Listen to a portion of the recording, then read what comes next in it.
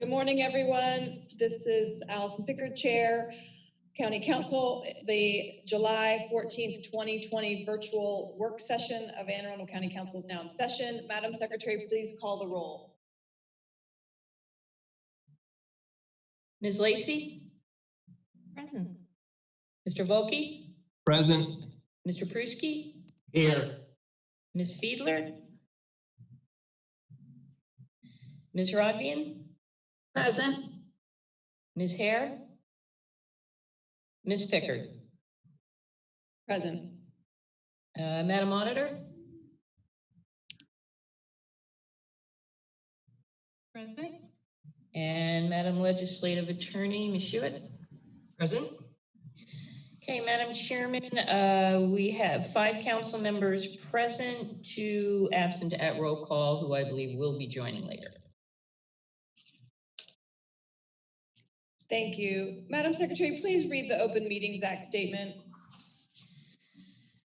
The county attorney has asked that I read the following statement. The Maryland Open Meetings Act, a state law, requires public meetings to be open to the public and to be held in places reasonably accessible to individuals who would like to attend these meetings.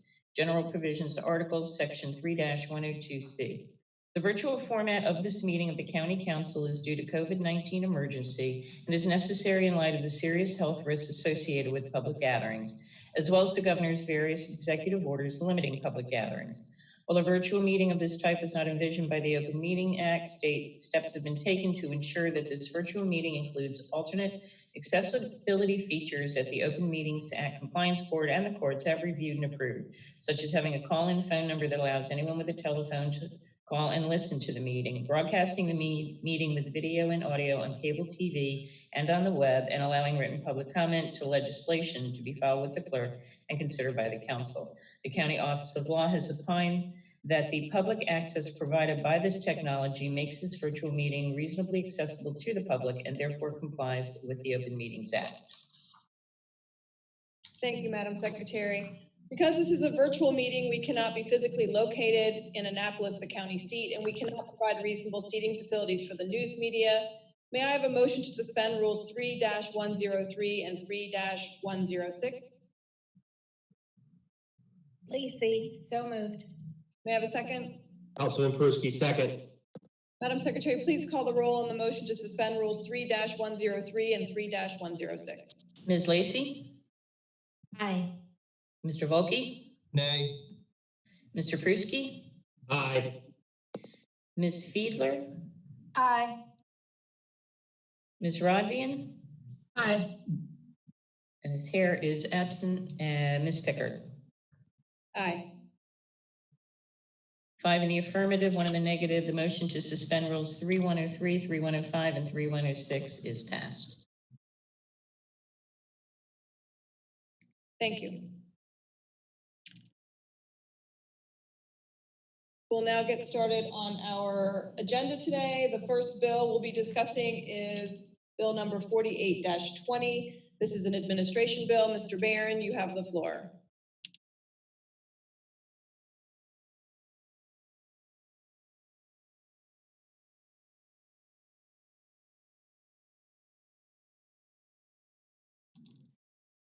Good morning, Madam Chair, members of the council. Can everybody hear me? Excellent, excellent. 4820 is the personnel bill. Oh, sorry, apologies. I'm going to ask Madam Administrator to bring Ms. Dickerson from Personnel, Mr. Taru from Budget, and Ms. Blair Klausmeyer from Law in. We also have Ms. Jackie Rickers Atkinson and Ms. Perlene Collins from Personnel, who are on standby if we have any questions. This personnel bill is the result of the departmental FY21 budget, results request for new class titles in the classified service. There are, I believe, 5 new positions. We're happy to answer any questions. I believe there's also been an issue raised with one of the positions related to the police fiscal operations and management administrator. So I'm happy to address that issue at the appropriate time. we have any questions for the administration regarding bill number 48-20 from my colleagues?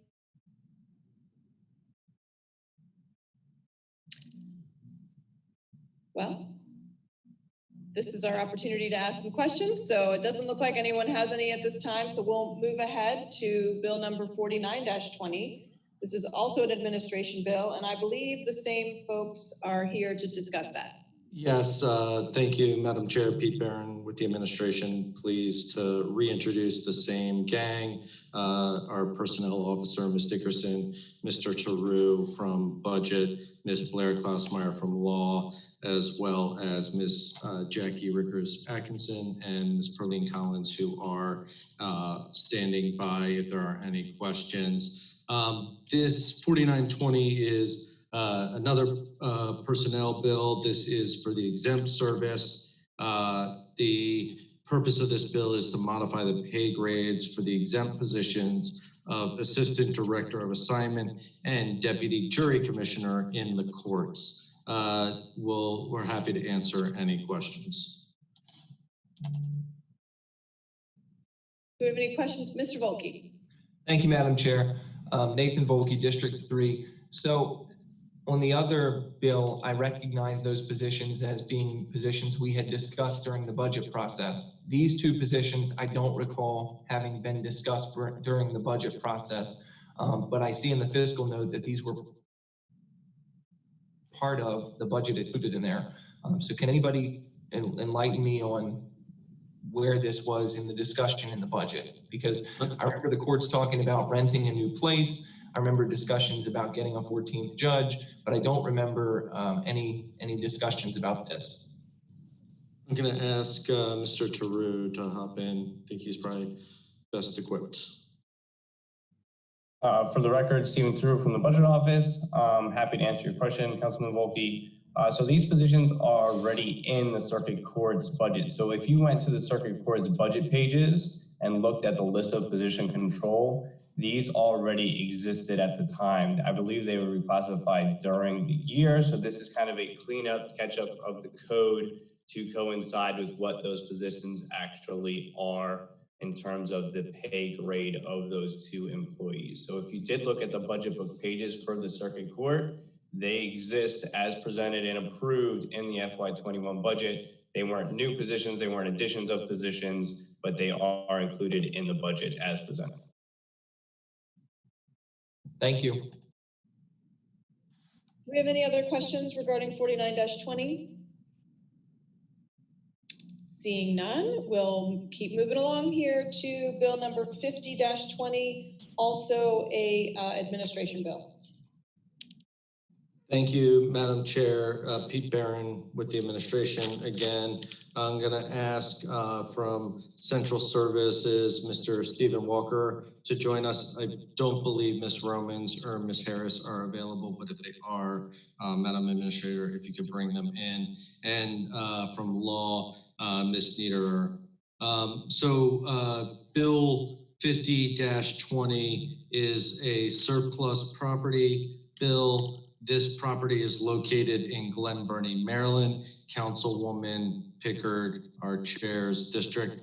It is on the corner of Furnace Branch Road and Crane Highway in Glen Burnie. The property was offered for bid in March of 2020 with a minimum bid of $103,000.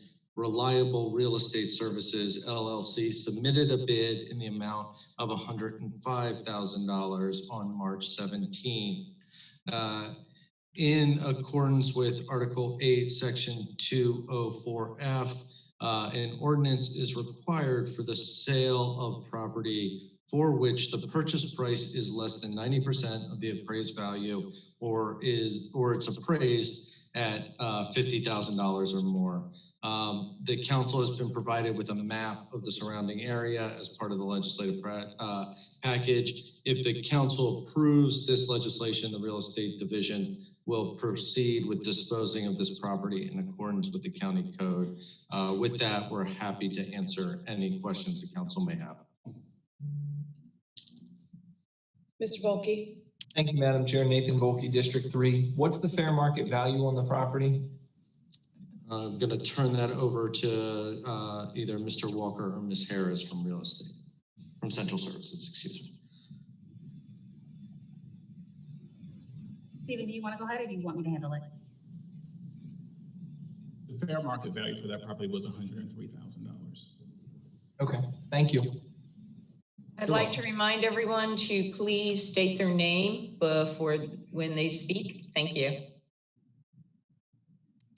we have any other questions about Bill 50-20 at this time? Okay, thank you, everyone. Let's get this sale done, please. Moving along to Bill number 51-20. Again, this is an administration bill. Pete, you have, Mr. Barron, you have the floor. Thank you, Madam Chair, but 5120, if I'm not mistaken, is a bill sponsored by Ms. Hare and Ms. Voki, and actually you, Madam Chair. You're right, I'm sorry.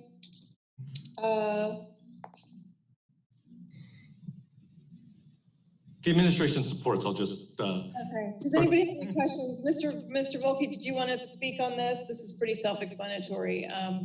Just that I'm Mr. Voki and not Miss Voki. It happens a lot in this council, but it's okay. Apologies, sir. But with that said, I think it's a really simple bill. It's pretty self-explanatory. You can read the fiscal or the legislative summary. So if anybody has questions, happy to answer them. Is everybody good on Bill 5120, which I am actually a sponsor of? Okay. Helps to look at the agenda, not the rep list. All right, well, we will move forward then to Bill 52-20, which Mr. Voki is the sponsor, and you now have the floor, sir. Thank you, Madam Chair. Nathan Voki, District 3.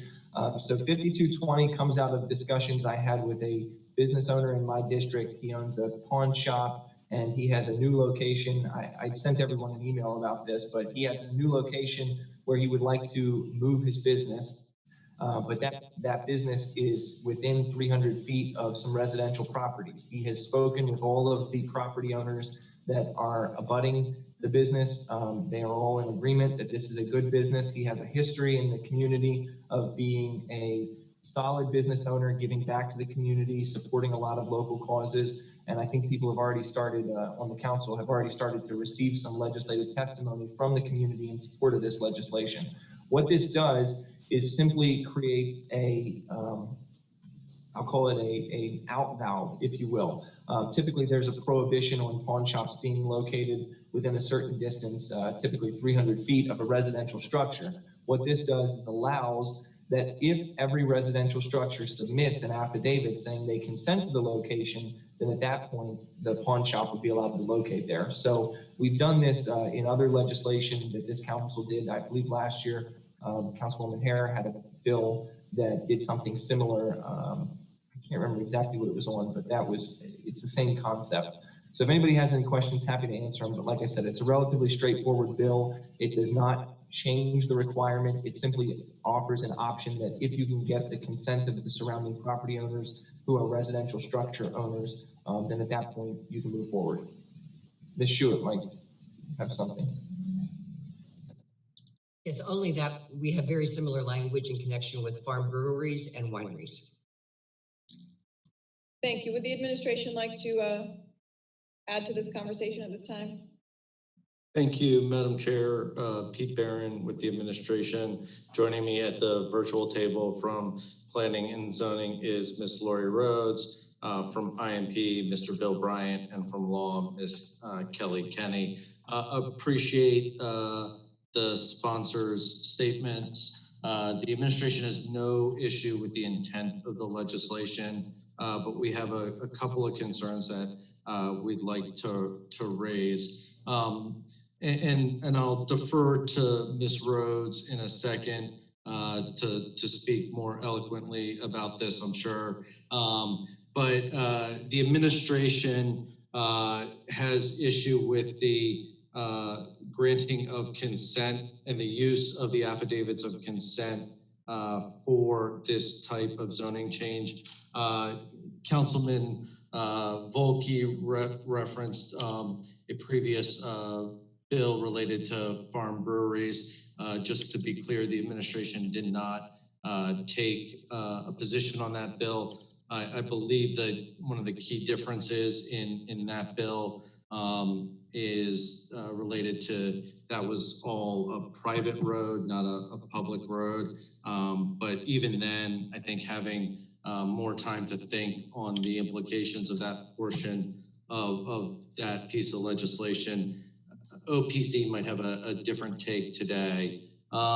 So with that, again, no concerns with the intent to help this business. The administration has no statement on whether or not we should change the setbacks to allow this type of business. In fact, there's probably a pretty strong argument that we should adjust the setbacks to be more in line with other uses that are equally or more intense, such as certain alcoholic beverage uses conducted outdoors with live entertainment or dancing, some country clubs, private clubs, and some other uses that have a smaller setback than the 300 foot that's causing an issue for this particular business. With that, I'm going to ask Ms. Rhodes to articulate a little bit more on the administration's concerns with the use of affidavits of consent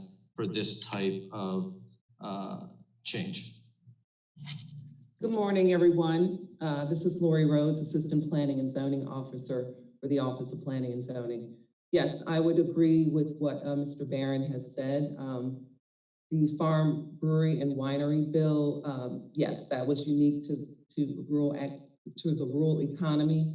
But when I took a look at the code to see if there were similar language to allow consent to be had by property owners, I looked at the enforcement aspect of it, and it becomes difficult to enforce when you start to abdicate the bulk regulations to property owners, because property owners change. There are setbacks in the code for the uses that Mr. Barron has indicated. They require a 100-foot setback. So that would be country clubs, private clubs, nonprofit organizations, alcoholic beverage uses where seating is outdoors. The setback is set at 100 feet, which makes it easy to enforce. And also, if someone's seeking a variance to those provisions, you would have a document that would follow that property. But when the property owner becomes the zoning authority in terms of what the setbacks will be, it becomes very difficult to enforce and to follow those records, especially when property ownership changes. Mr. Wilke. Thank you, Madam Chair. Nathan Voki, District 3. Ms. Rhodes, thanks for that. And Mr. Barron, I can understand the concern of the county having to trace this out. I guess if I'm stepping back from this particular instance and trying to think about the reason for this policy, here's what I come up with. The idea that we are trying to prevent is that you live in a house and you're within 300 feet of a commercial building and someone wants to bring in a pawn shop, and that person brings in the pawn shop and you had no ability to stop it, right? So I think that's what we're trying to stop, is that a change basically where you're living there and then something new comes in. What I'm seeing with this is if you get all the people who are living there at the time to agree, then you can come in. So that takes care of the concern about the change happening under your nose if you're a current property owner. And then if you're a new property owner coming in trying to purchase one of those properties, you'll now be on notice because you just look across the street and you see, or look across the way, you can see there's a pawn shop located there. So now you know what you're buying into. So I feel like the harm that this provision is trying to prevent is I'm a property owner living somewhere and all of a sudden my community changes very quickly because some new use comes in that I didn't anticipate. That's what I'm sort of seeing as the policy rationale. Am I missing what the policy is on this? Because I feel like what I'm proposing here alleviates that harm. I get the concern, but I don't know that the county has to go and track down who all the subsequent property owners are and make sure they continue to consent. They're on notice by virtue of the fact that they came in and purchased the property and they looked over and saw there was a pawn shop there. So I feel like this does cover the harm that we're trying to prevent by way of the policy. So if I'm missing the policy, please let me know, but that's just the way that I'm intuiting it, if you will. The code zoning provides for bulk regulations, which, a property owner would expect when they look at the code, what the height limits are, what the setbacks are, what the coverage is. But when it's something that's in a document of consent, where do you draw the line? The code set forth a 300-foot setback. So the property owners are going to agree that the pawn shop can be located at X feet, in terms of not the pawn shop itself, but the parking and the customer entry would be located at X feet from the residential structure. That's where the problem lies, is not knowing what that is and having to look at all these documents. And that deviates from the common practice of zoning. And it's actually, when I looked into this, has been referenced as a common deficiency. So yes, it was unique to farm breweries and wineries. If I would have delved into it a little bit more, I probably would have had a different comment on that bill. But that's from the planning practice that I looked into in terms of allowing consent of property owners. It's been recognized as a common deficiency in zoning practice. And Councilman Voki, P. Barron for the administration, just to add on to Ms. Rhodes, I want to be clear, the administration is not taking a position against adjusting the situation for this particular business. We have no objection if the council as a policy matter decides to set a rule. I think the way I look at it, and you're an attorney, sir, if you go to the code and open it up and read the setback is 300 feet, 10 years from now, right? And you've purchased, yeah, maybe you purchased with knowing the pawn shop is there, you still, the code would indicate that use is at the very least non-conforming. So what I think the administration here is suggesting is maybe looking at a different way because of the professional planners' concerns with the use of consent. And I also have another comment. What if he couldn't get all of the property owners to agree? Then we're holding up the ability for this pawn shop owner to move forward on their application. Why have predictable bulk regulations, whether it be 100 feet, 200 feet, 50 feet. An adjacent property owner should not get in the way of a business owner being able to move forward on their application. And so they should know, based on the laws that are in the code, what that is. And so that's the major issue. Ms. Schuett has her hand up, and then Ms. Lacy clearly has a question. So Ms. Schuett, I think Ms. Lacy came before me. Ms. Lacy. Thank you, Madam Chair. I'm pretty sure I did not support Ms. Hare's bill on the farm breweries and wineries because of this idea of the affidavits of consent. I think I'd feel much more comfortable if we were talking about an instrument, a legal instrument that would be recorded and would run with the land for each property that is, touched or affected by the requested change. But, I don't know why Ms. Hare didn't require that. And I think in that situation, her bill, because we knew it was pertaining to private roads, and you're talking about private property, where the series of private property owners are getting together and sharing or allocating burdens and responsibilities among themselves, then that's something that we already know how to handle. But in this instance, it seems to me that an affidavit of consent isn't enough for the benefit to the pawn shop owner. I think there would need to be consideration tendered there would need to be the, recordation for each property. That maybe in that process, that would be enough to assist planning and zoning in being able to track, each property owner's consent insofar as it's relevant. At the same time, it seems to me that the idea is this is a way, perhaps an alternate channel to the variance process. And I'm not sure why we shouldn't follow the variance process where we could say if the property owner who's seeking the variance, the pawn shop owner in this case, can provide, say a process that starts out with affidavits of consent, that could be evidence that the variance would be appropriate to be granted, and that then if the variance is granted, then that also requires the affidavits of consent to be recorded for the other property owners so that everyone, is protected going forward, because it's not, you're trying to do something that's forward-looking, it's not an existing use being grandfathered. So I understand, and I'm sympathetic to how can we solve this problem for this pawn shop owner so that they can continue their business in the way that they want. And I think the question is a delicate one of how do we do that in a way that is, is fair and makes sense across the county, because we're not just talking about one specific piece, right? We're talking about whether pawn shops could do this across the county.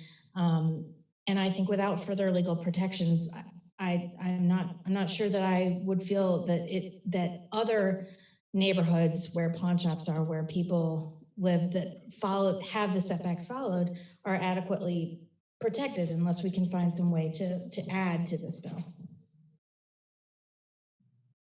Ms. Hewitt. I was watching this wonderful little girl right behind you while you were talking. I was kind of more focused on her, but I do want to say that I had a conversation with the lawyer for this business owner, and I talked about the importance of recording this consent among the land records. And so I think he was going to take care of that on his own, but I do hear what you're saying in terms of everybody might not do that. And then there's a consent somewhere in the files of planning and zoning and nobody knows it exists. But like I previously said, we have done that on 2 previous occasions. And I guess what I'm wondering is there a particular, I think what you're suggesting, I think this question is mostly for Ms. Rhodes.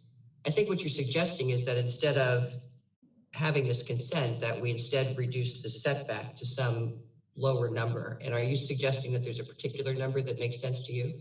100 feet would make sense for the parking areas and the customer entry. Okay, thank you.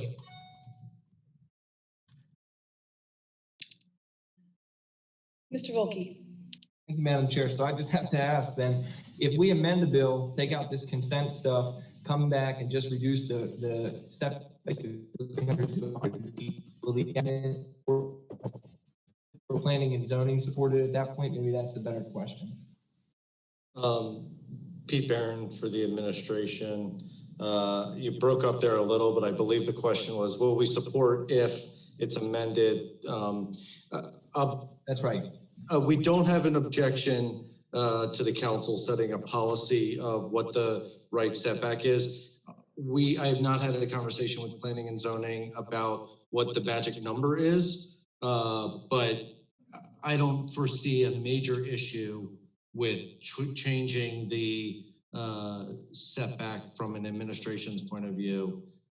That said, we haven't done a look at how many other pawn shops there are across the county and what that policy would be. So it's a little bit of a weasel answer, I know, sir, but I will say that we would give it a good look, and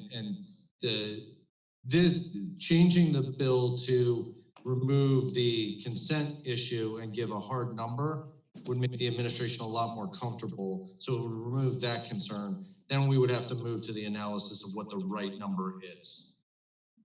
Mr. Barron, we did look at the pawn shops in Anne Arundel County. There are 5 And of the 5 pawn shops, 2 are registered as non-conforming uses. What we didn't look at is the proximity of those non-conforming pawn shops with their parking areas and customer entry to any residential structure. That analysis was not performed. Apologies for interrupting, Ms. Rhodes. Please don't forget to identify yourself before you speak. For those who, I'm that's sorry. right, for those who are listening. Thank you. This is Allison Pickard, Chair, District 2. So I have a couple questions.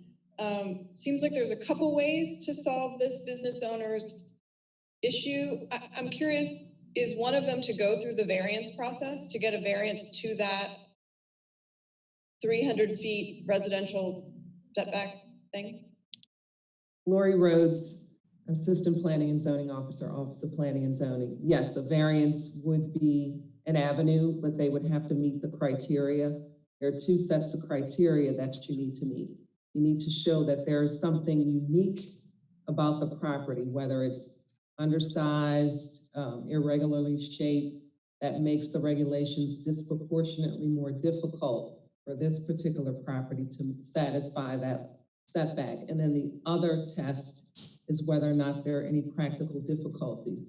So practical difficulties would be the location of existing development. So if that pawn shop had been there for many years, there's no way that their parking area or customer entry would meet that 300-foot setback because it had been located there for that much time. That's the other test that they would have to meet in order for the hearing officer to determine that they meet that, to look at other criteria in order to grant the variance, which is the minimum variance necessary. Would it alter the character of the neighborhood and have any detrimental effect to the public welfare? So those are the other criteria for variance. Okay, thank you. Again, this is Allison Pickard, D2 Chair.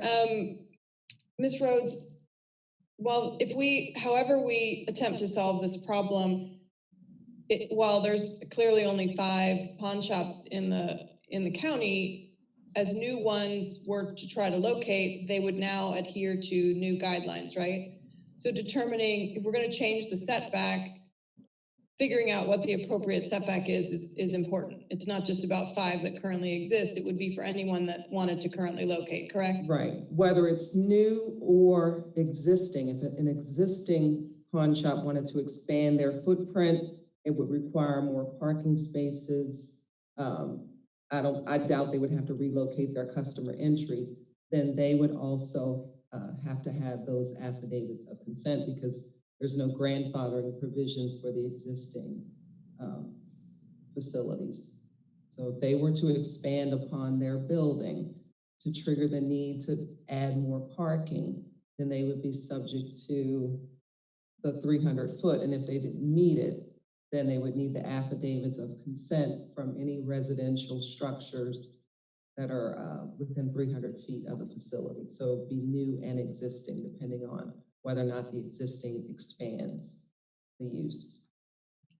Okay, but I'm not as comfortable with the affidavit conversation. I'm more comfortable with trying to solve this problem in a different way. So hopefully we can work with the sponsor to sort out a better way to fix this issue. Do we have any more questions or comments about Bill 52-20? Ms. Hewitt. You're muted. Okay. This is Linda Hewitt, lawyer for the County Council, and I was wondering whether the administration can commit to doing that analysis really quickly because we have a Monday council coming up. Or let me just ask this. Can you please get back to me as soon as you can? That would be appreciated. Thank you. Ms. Hewitt, Pete Barron for the administration. Ms. Rhodes is a rock star. I'm sure we will do everything we can to make it happen.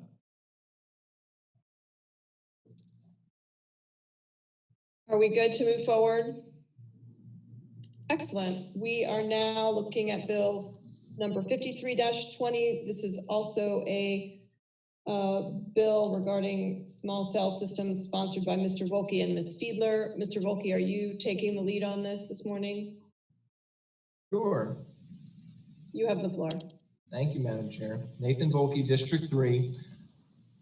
I'll try to talk slowly because I think maybe that's part of where the lag is coming in. So Bill 5320 is an intention to create a regulatory framework for location of small cell systems and other cell systems on county-owned and school-owned properties.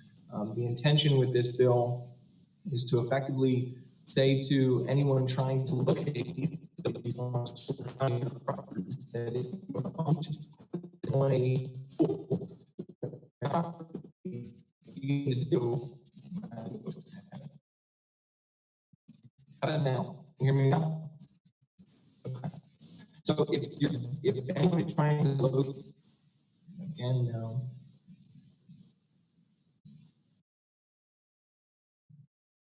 Mr. Volkey, that your audio is getting very garbled. I get that. Mr. Wilke, how about you try to turn off your video? Sometimes that releases some of the broadband and just talk. Does this work any better? All right. So the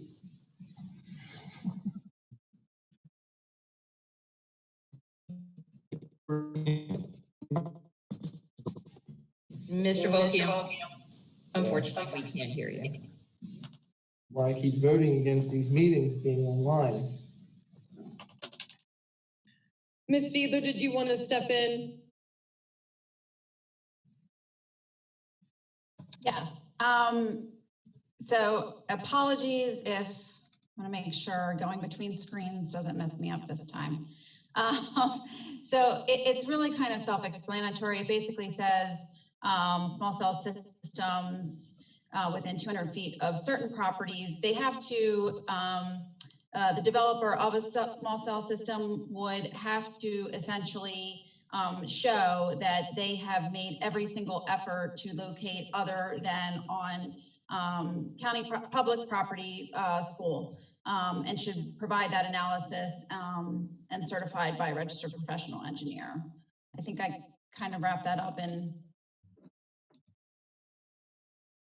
I don't know if Mr. Voki can hear. Okay, great. Would the administration like to add any comments to this bill? Thank you, Madam Chair. I'm going to ask, we got a bunch of folks, but we'll have folks come in if they are needed. But if Madam Administrator can bring or leave Ms. Rhodes in, please bring in Mr. Beckier, Ms. Romans, and Mr. Shagnovich from the administration, or Mr. Shagnovich is from the schools, and Ms. Blair Klausmeyer, who's already in the virtual room. Thank you. We do have some other folks, Mr. Napolitano and Mr. Houston from OIT, Mr. Walker from Central Services, who are standing by on the ready if there are questions. First, the administration, I've had a conversation with Mr. Volke about this legislation. We have a couple of concerns about where the bill places these regulations. So currently the bill as drafted, it modifies Article 13 to include provisions to review small cells within 250 feet of county or Board of Education property. Article 13 covers DP. I'm sorry, I'm getting some feedback.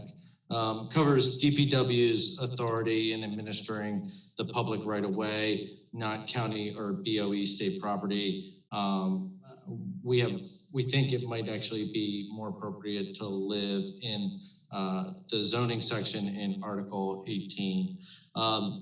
Additionally, the county has roughly 2,020 parcels, I believe is the correct number, Ms. Romans, not including our schools. So if we're pretty sure most of those, the vast majority of those are accessed via road, where we assume the small cell equipment will be installed. And we would assume that the lot line for every school or county property is also within 250 feet of a county road right away where these devices are likely to be installed. So I know the council has received some administration feedback. Mr. Voki, and I don't want to speak for you, but since it seems like you need some 5G in your house a little bit, in our conversation, you raised the issue around requiring these companies just to do what they are already doing. And if that's the intent, the administration has no issue with it. Not sure if that's the practical implication of this legislation, and maybe I misunderstood our conversation. But with that, we're happy to answer any questions, but get what the administration is attempting, or the sponsor is attempting to do. The administration worked with a work group to pass a bill last year related to small cells that we're pretty proud of being one of the most restrictive under the federal rules that we were allowed. This is a new angle to require the additional requirements and not opposed to putting those on, but want to make sure we've thought through and we fully understand the concerns that have been raised with Bill 5320. So with that, happy to answer any questions, and I've got some very qualified people who know a lot more about this than me on the line here with me.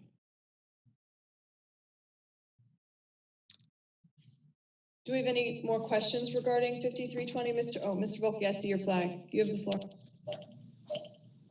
Thank you, Madam Chair. I'm actually in the Arundel Center. So for me, if we have issues with the 5G, I guess we should talk down here because I'm hardwired in. I can show it to you. But that said, I'm upstairs, sir. Sorry, I'm upstairs. Yeah, well, and Madam Chair's down the hall. And anyway, point is, we're here. I guess maybe that's what's taking up bandwidth. Anyway, so to respond to one of the points that you made about the county rights of way. So I understand the concern that the administration is raising that this would foreclose all of these, well, I'm not going to say foreclose, but impose a very high barrier to locating these systems anywhere in the county rights of way. I guess my question would be this: does the county rights of way constitute county-owned property? So my understanding of what a right of way is effectively an easement or a use right that allows the county to go into property that it may not own, but that which it has a right to use.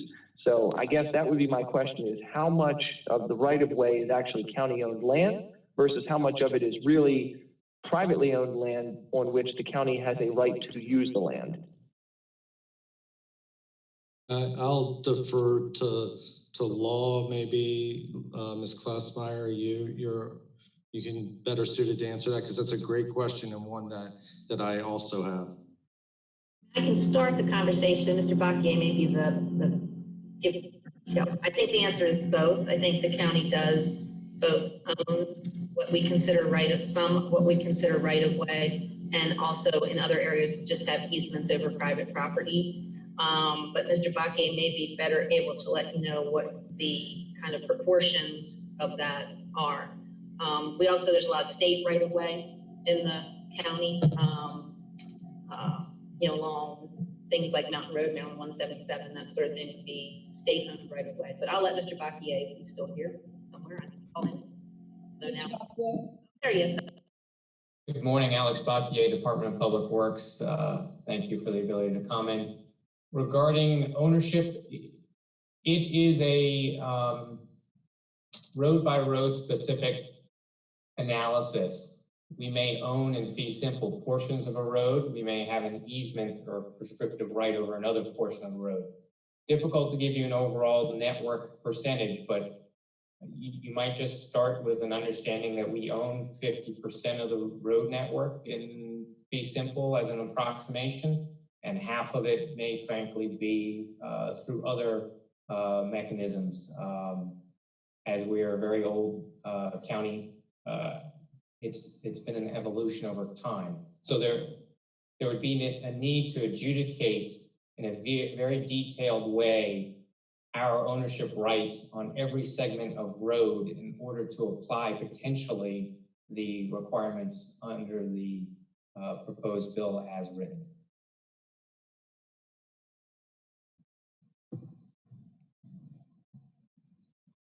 Thank you. Do we have any follow-up questions regarding those comments or Bill 5320 at this time?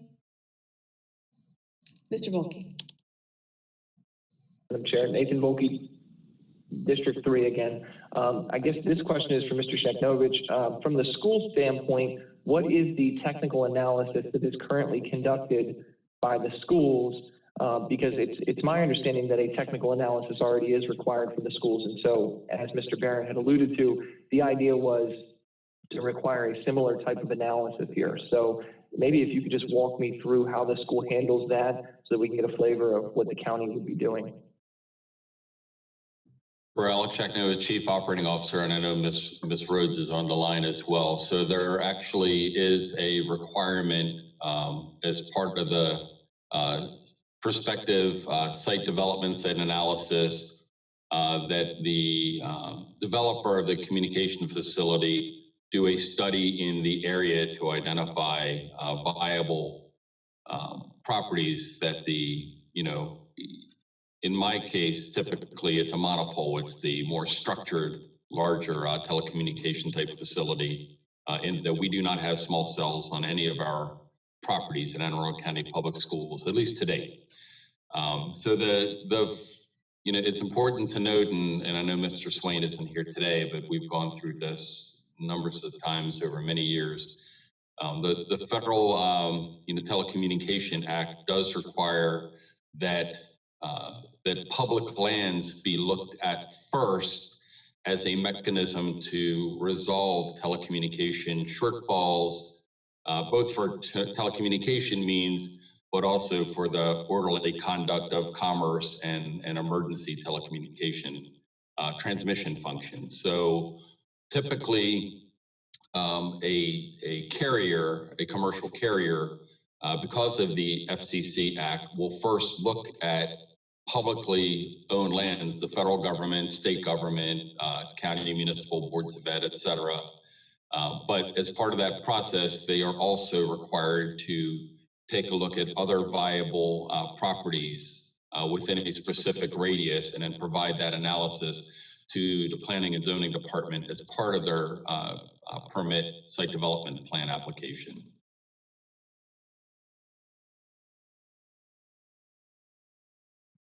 Mr. Wilke. Thank you, Madam Chair. Thank you, Madam Chair. Nathan Voki, District 3 again. Thank you, Mr. Sheknovich. Appreciate that.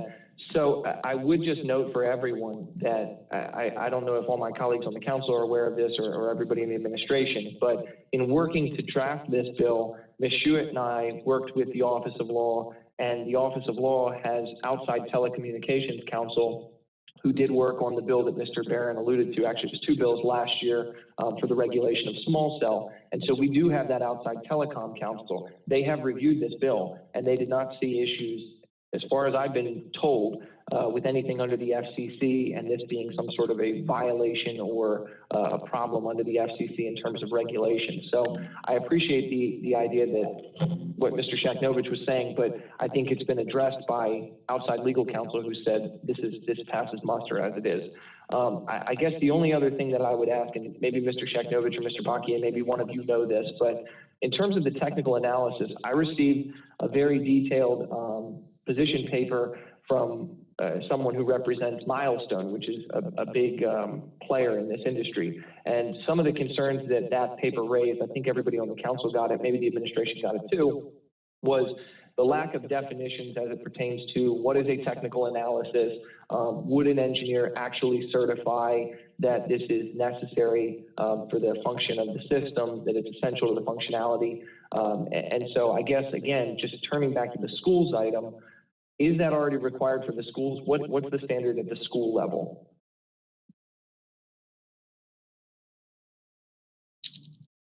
Is that a question for Mr. Sheknovic, or who are you addressing?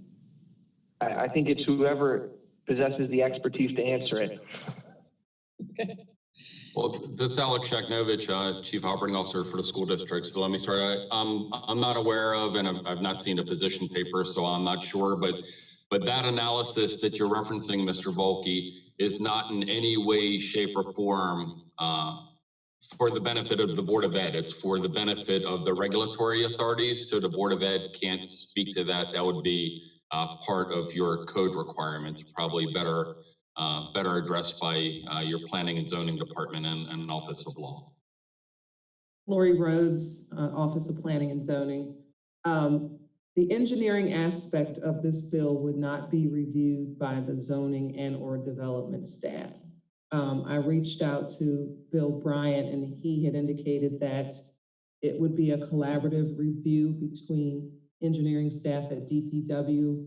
INP would look at the construction, and then planning and zoning would ensure that they would meet all other requirements in terms of advertising, locational requirements, height, and things of that nature. So it would be a collaborative review between the land use core agencies.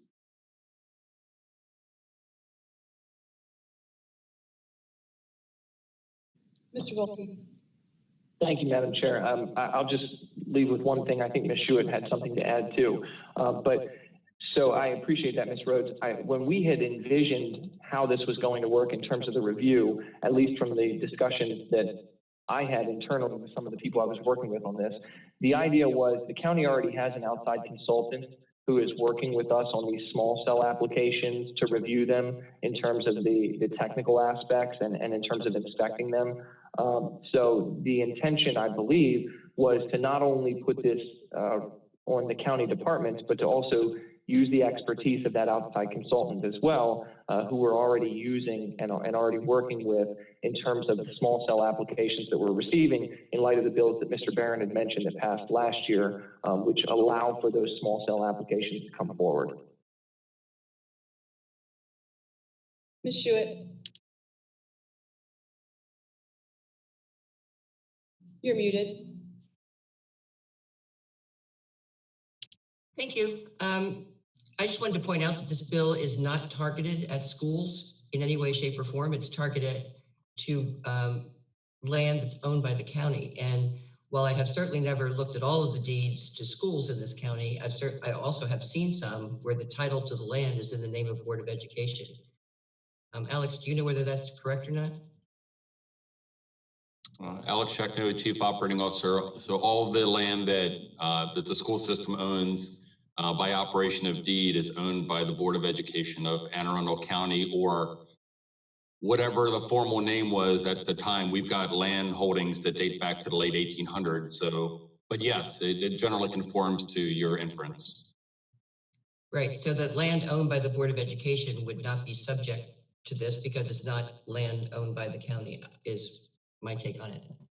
Thank you.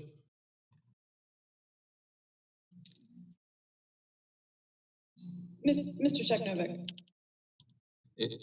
And I'm sorry, so I guess that's a question for Ms. Hewitt, because when we read it, and it's your bill, but when we read it, it says of a lot line, 250 foot of a lot line of county-owned property, or the lot line of a property used for a public school. You're right. So we interpreted it as actually being applicable to land even owned by the Board of Education of Anne Arundel County, or some semblance thereof. You're right. My apologies.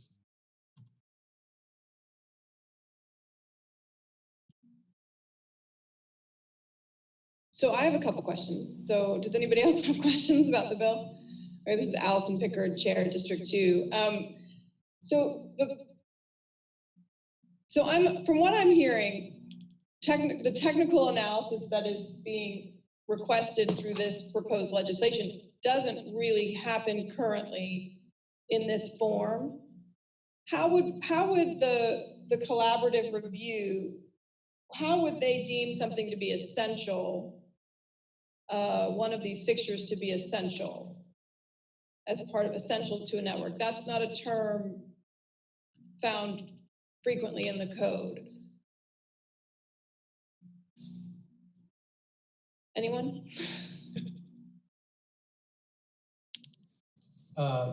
Councilwoman Pickard, this is Alex Bakke, Department of Public Works. I'll offer a comment in that regard. As we look at least within the purview of the public right-of-way and or contributing to the, any analysis in collaboration with other land use agencies, that is without greater definition and truly understanding the intent, it would be very difficult to make that judgment. And could I ask you to if you would restate your question for me again? How would the collaborative review determine the essential aspect of one of these structures, small cell or other, to their network? Thank you. We ultimately would have to rely a great deal on the applicant to provide justification of why it was essential.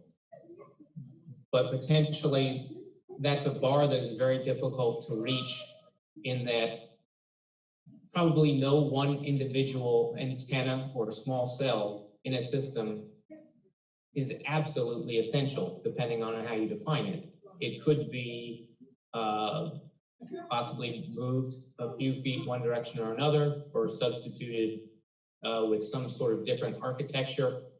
So it's a very hard thing to draw a black and white yes or no, this passes the criteria that we're trying to evaluate in this application, or it doesn't. So I just want to express that it is a difficult thing for a review agency to determine and make a decision on an applicant saying, is this one particular installation absolutely essential? And that we can say, no, it's not. Thank you. So I'm trying to understand, because if you've got to look at and determine something is essential if it's within 200 feet of county-owned public school used property, you're not going to be able to turn around too much in this county to find a location that isn't. So if I was trying to locate part of the system, small or otherwise, let's say, you know, right out front here at the Arundel Center, you've deemed it essential, you want to put a structure, you've got county-owned property all around you, to say it's not essential, but then to go across the street or down the road, you're going to just keep bumping up against county-owned property. So I'm concerned about figuring out how to enforce this and analyze the different tenets of this bill when we clearly need quality cell service in 2020 and going forward with everything we're dealing with, not only just emergency services, but COVID-19 services, and everyone's at home. So I'm just trying to understand how we tackle whatever the problem the sponsors are trying to fix. How's the best way to? I'm not sure of the problem, but I'm not sure that I'm seeing this as a practical way to solve the problem. But I'll let the sponsor speak. I think Ms. Fiedler had her flag up. I'll actually yield to Mr. Voki first. Mr. Voki. Thank you, Madam Chair. Thank you, Councilwoman Fiedler. Mr. Bakke, I guess I'm just going to ask you a couple questions because you're the engineer in the room, right? And I don't know if there's anybody else who's an engineer. If there is, I apologize for not recognizing you. Oh, Mr. Shaknovich, he is too. So between you two, I guess this is what I would ask. One of the concerns that, again, this white paper that I referenced that was sent out that kind of highlights some of the key concerns of Milestone. And the reason I talk about them is Milestone seems to be the only one that I've heard from on this bill so far that has major concerns with it.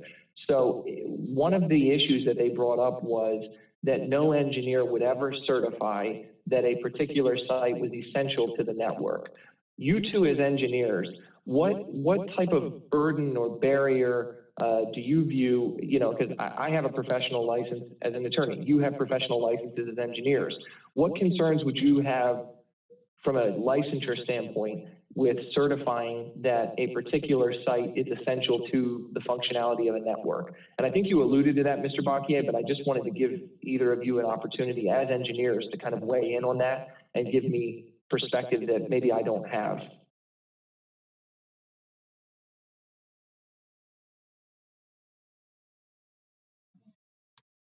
The first crack at this, Alex Shackno, Chief Operating Officer, and in terms of the bill, I guess to address your first point, I think we all need to understand that what you're really seeking for is a registered professional engineer who's registered to practice within the state of Maryland under the Practice Act.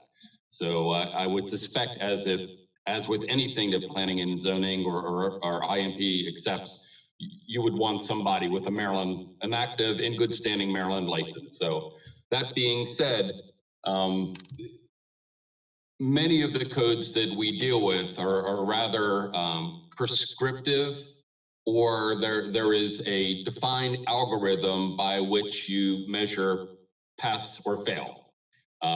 Be it height and area tables, be it depth of ground coverage over lines, and you could line up 20, I would hope you could line up 20 registered engineers and they would all run the calculations, and whether they're authorities having jurisdiction in that regulatory capacity or in private practice, the math would speak for itself and we would arrive at the same conclusion, and likely that pass-fail litmus test would be met.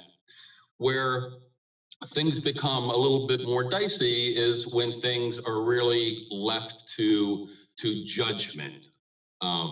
And so I believe this is maybe what Mr. Bocquier was beginning to allude to, but to whose judgment is something sufficient or essential? And could you in fact have that same scenario that you'd have, pick a number, 10, 20, 30 engineers shoulder to shoulder, and he or she all arrive at the same mathematical conclusion?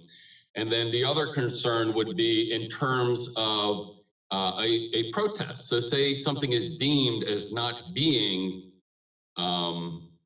essential or sufficient, or fill in any of those other squishy terms. This is my word, squishy term. Now, when you're weighing a protest and you're either the Office of Law Advising, or you're the planning and zoning officer, the director of IMP, et cetera, now you're really in a land of, can you defend your position? And not only there, but if you have a deep enough pockets, could you defend your position all the way to court?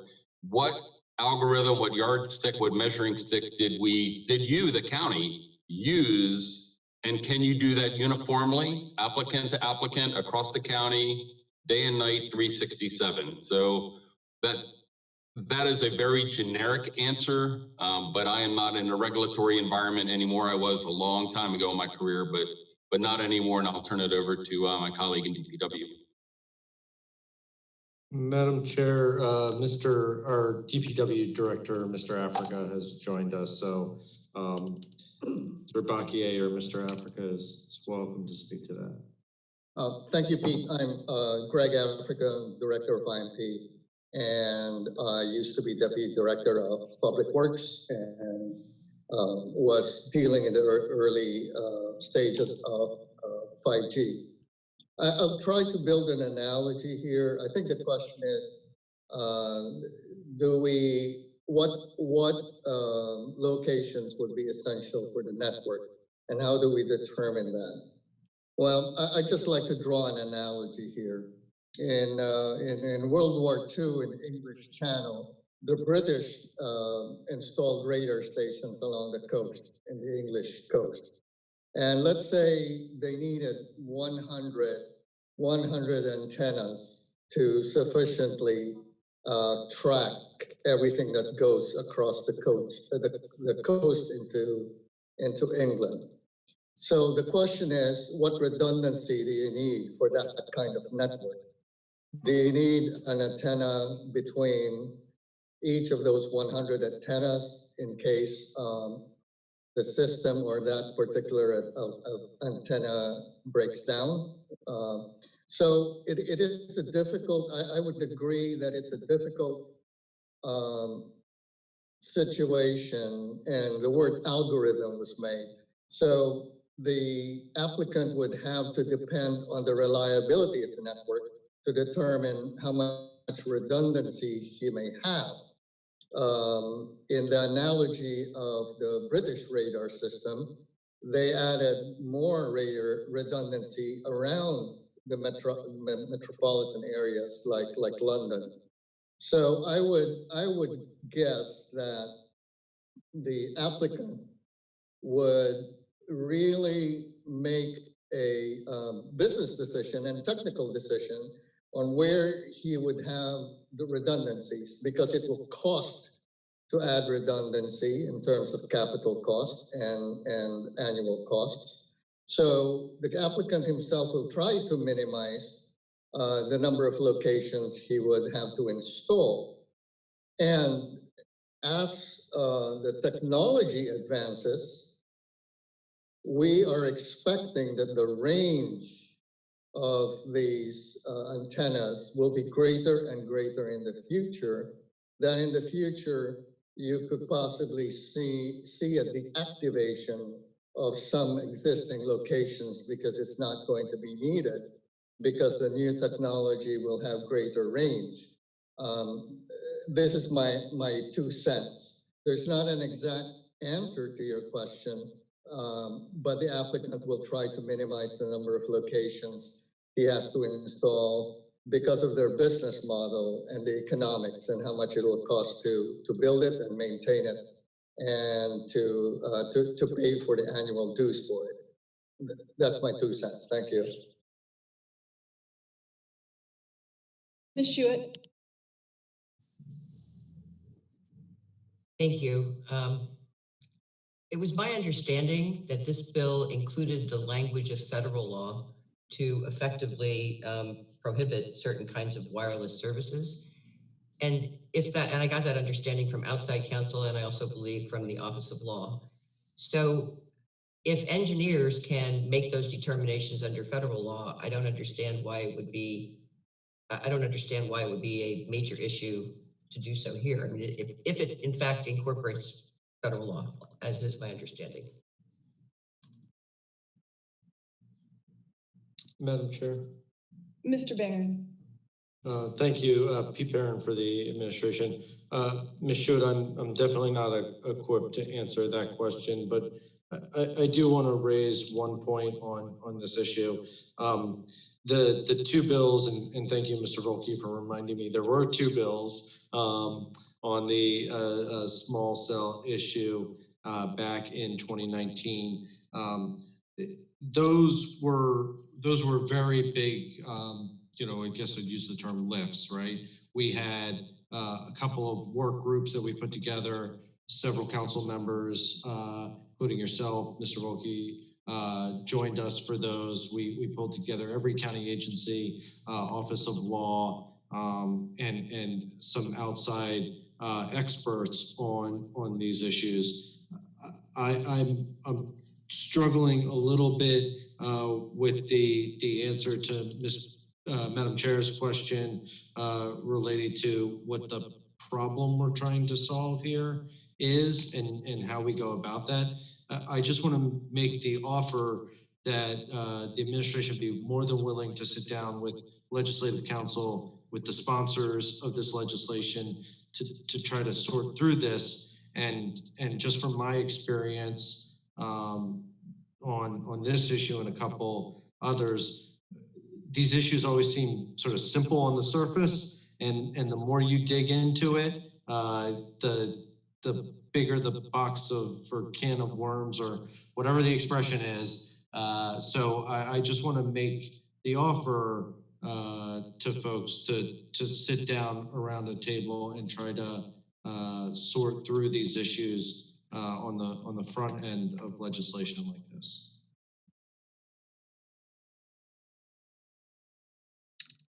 we have any other questions or comments regarding this bill? I'll just add, this is Alice. Oh, Mr. Sheknovic, excuse me.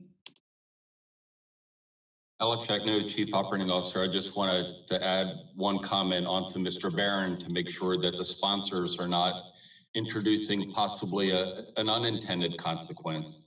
The way the bill is written, and again, I'm just going to speak directly from the school perspective as the Chief Operating Officer for the school system. It says within 250 feet of the property that's used for a school. If I read that literally, that's in either direction. So if you're an adjoining property owner, non-public sector, if you're an adjoining property owner, non-public sector, within 250 feet, this would apply to you. Similarly, if the Board of Education of Anne Arundel County was the property owner, if it's 250 feet within my very own property, but located on my property, the way it's written, it would also apply to me. We generally, operationally, it's preferred to, if a telecommunications structure was installed on a piece of school property, operationally it would be ideal to have that structure located as far away from the physical school as possible, potentially, as the uniqueness of that property may or may not be able to handle.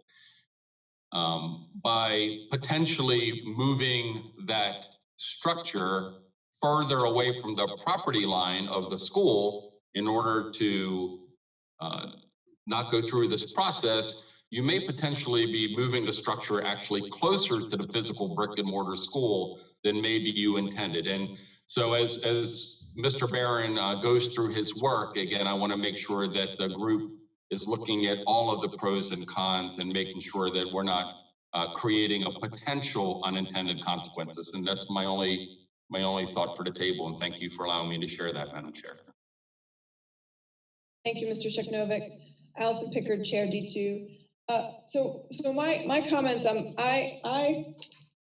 I think this bill needs a little work, but my concern is it could go, this bill has the potential to go, this legislation and policy change has the possibility of go two ways.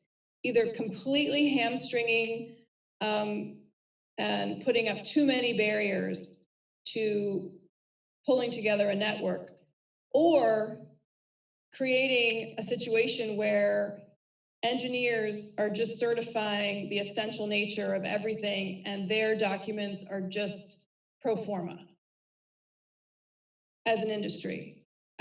I feel like this could go either way, and this is a complicated topic. Like we did, the small cell bill was a huge lift. It was a big work group. And if we're revisiting that part of our county policy regarding small cell and cell towers, I think we need to take some care to define terms, be able to enforce things, understand what certification means before we put this in the code as it's written currently. That's my 2 cents. I'm only one person on the council. So this isn't my issue. I don't want to be on a work group, but I would encourage a work group. That's what I would do. I would encourage further dialogue before we move forward on legislation like this. Do we have any other comments about 5320 before we move ahead in the agenda? Seeing none. Now I've lost my...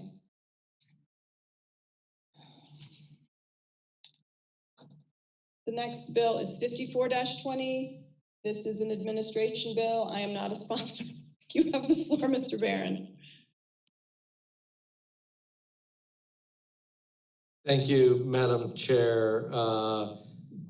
Pete Barron for the administration. I'm gonna ask Madam Administrator to bring in Ms. Dickerson and Ms. Podolsky from Personnel, Mr. Taru from Budget, and Ms. Blair Klausmeyer to hang around from Office of Law. Additionally, we have Superintendent Bill Martin from Detention and Captain Jennifer Dilbert Duran from the Sheriff's Office if questions arise. Bill 5420 addresses detention and deputy sheriff drop pension. The drop program is the Deferred Retirement Option Program. Sorry, I had to find what the acronym actually stood for. The purpose of this bill is to amend the pension code as a result of collective bargaining agreements. Correctional program specialists and correctional justice program specialists employed as of June 30th, 2020 will be eligible to participate in drop. Employees in the above mentioned classification and in the detention management classifications hired after the effective date of the legislation will be enrolled in the employees retirement plan. Our expert, Ms. Dickerson, and Mr. Taru are here to answer any questions with that. I'll turn it back over, Madam Chair. Are there any questions from the council on Bill 54-20? Mr. Wilke. Thank you, Madam Chair. Nathan Voki, District 3. So I guess my first question would be, in terms of the negotiations on the actual pay packages with the unions, between the unions and the county, what's the negotiation that happened on this? Like you now are allowing more people to come in under the drop? Is that what I'm getting in simple terms? I'll ask Ms. Dickerson who's involved, yes. Yes, Sherry Dickerson, Personnel Officer. So for this particular legislation, there is an allowance for the CPSs and the CJPS to join the drop plan, but it's only for this cohort of employees, only those employees that were employed up to actually July 1. Any future employees that are hired will go into the general employees pension plan. So this is only for this cohort. Okay, thank you. Nathan Voki, District 3 again. So with that, then I know that in the fiscal letter or the fiscal impact statement, the note, it says what the increase in the contribution will be if someone goes into the drop. But how much do we expect that this is going to cost? How many people are we talking about that this will affect? And what's the total number? Because I get to work with people who are in the drop or potentially have the drop in my other job, because in divorces, this is one of the major things that you fight over when you have a public sector employee, particularly in Arundel County, and there is a drop option at the end of their employment prior to them going into active retirement when they're in the drop. And it's a very good benefit for Anne Arundel County public sector employees. So I know that it can be quite generous, and I'm curious what the cost would be in terms of how many people are affected and what the impact of the county would be. So it's my understanding, Sherry Dickerson, Personnel Officer, it's my understanding there's only, I believe, 2 or 3 employees who would be eligible currently. But again, this cohort of employees will be eligible at the time that they're eligible for retirement, so 20 years. Most employees are not at that 20-year mark. Okay. Thank you, Nathan Voki, District 3 again. So to follow up on that, Ms. Dickerson, so in terms of the current group, you're saying there are 2 or 3 people right now who would be eligible for this. How big is the cohort that you're referencing that is also eligible? I believe there are currently, I'm sorry, I don't have that data in front of me. I can get it for you. Somebody will text me because I'm sure they're watching on county TV the number of CPSs that we have and CJPSs. I believe there, I'm thinking it's less than 15 people in total that will be eligible though.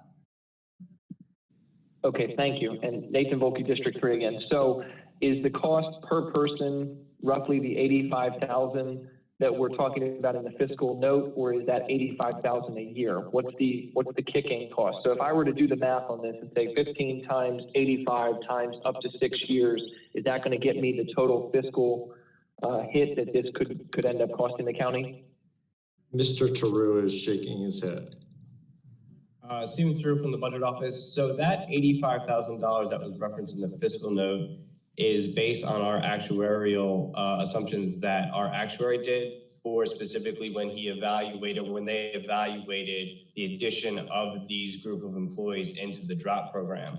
So that $85,000 is an addition above and beyond what we contribute every single year into our pension program.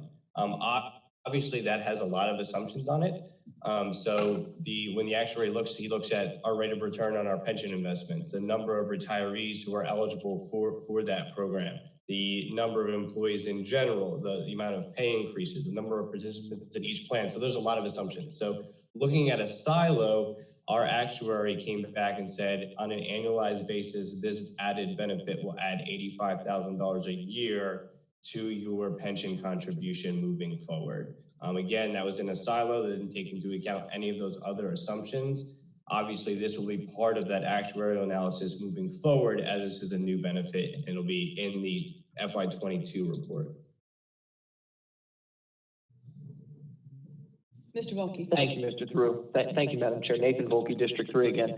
So then I guess following up on that, and maybe I'm asking the question the wrong way, or maybe there isn't an answer, I'm not sure. But that's the cost, the $85,000 going forward. So you're saying that if all 15 or so of these folks who are eligible take advantage of going into the drop 20 years from now, and they are in the drop and they're getting this benefit for 3 to potentially 6 years, the cost is only going to be $85,000 a year?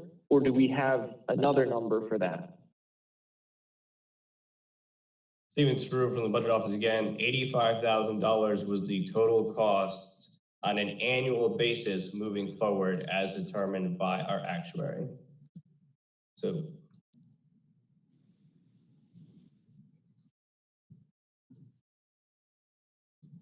Madam Auditor.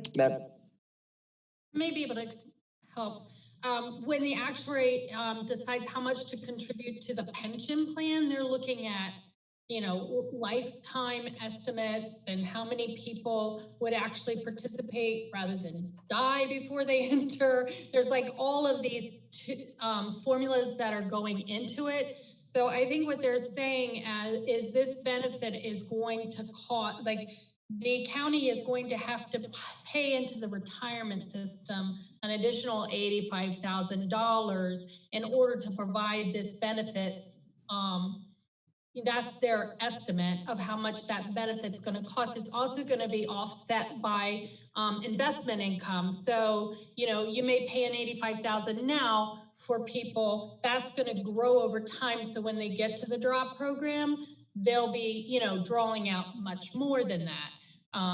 So all of those factors go in, and there's probably a lot of assumptions that go into that to decide how much the county will have to pay because they're going to offer this additional contribution for these employees. I think that's kind of how they came up with that number. I guess my question is, I would think that eventually that annual additional amount will drop off when these employees are no longer eligible, but for how long that will take, that I'm not sure. It'll probably be some time because some of these people may not be eligible for some time. Mr. Voki. Thank you, Madam Chair.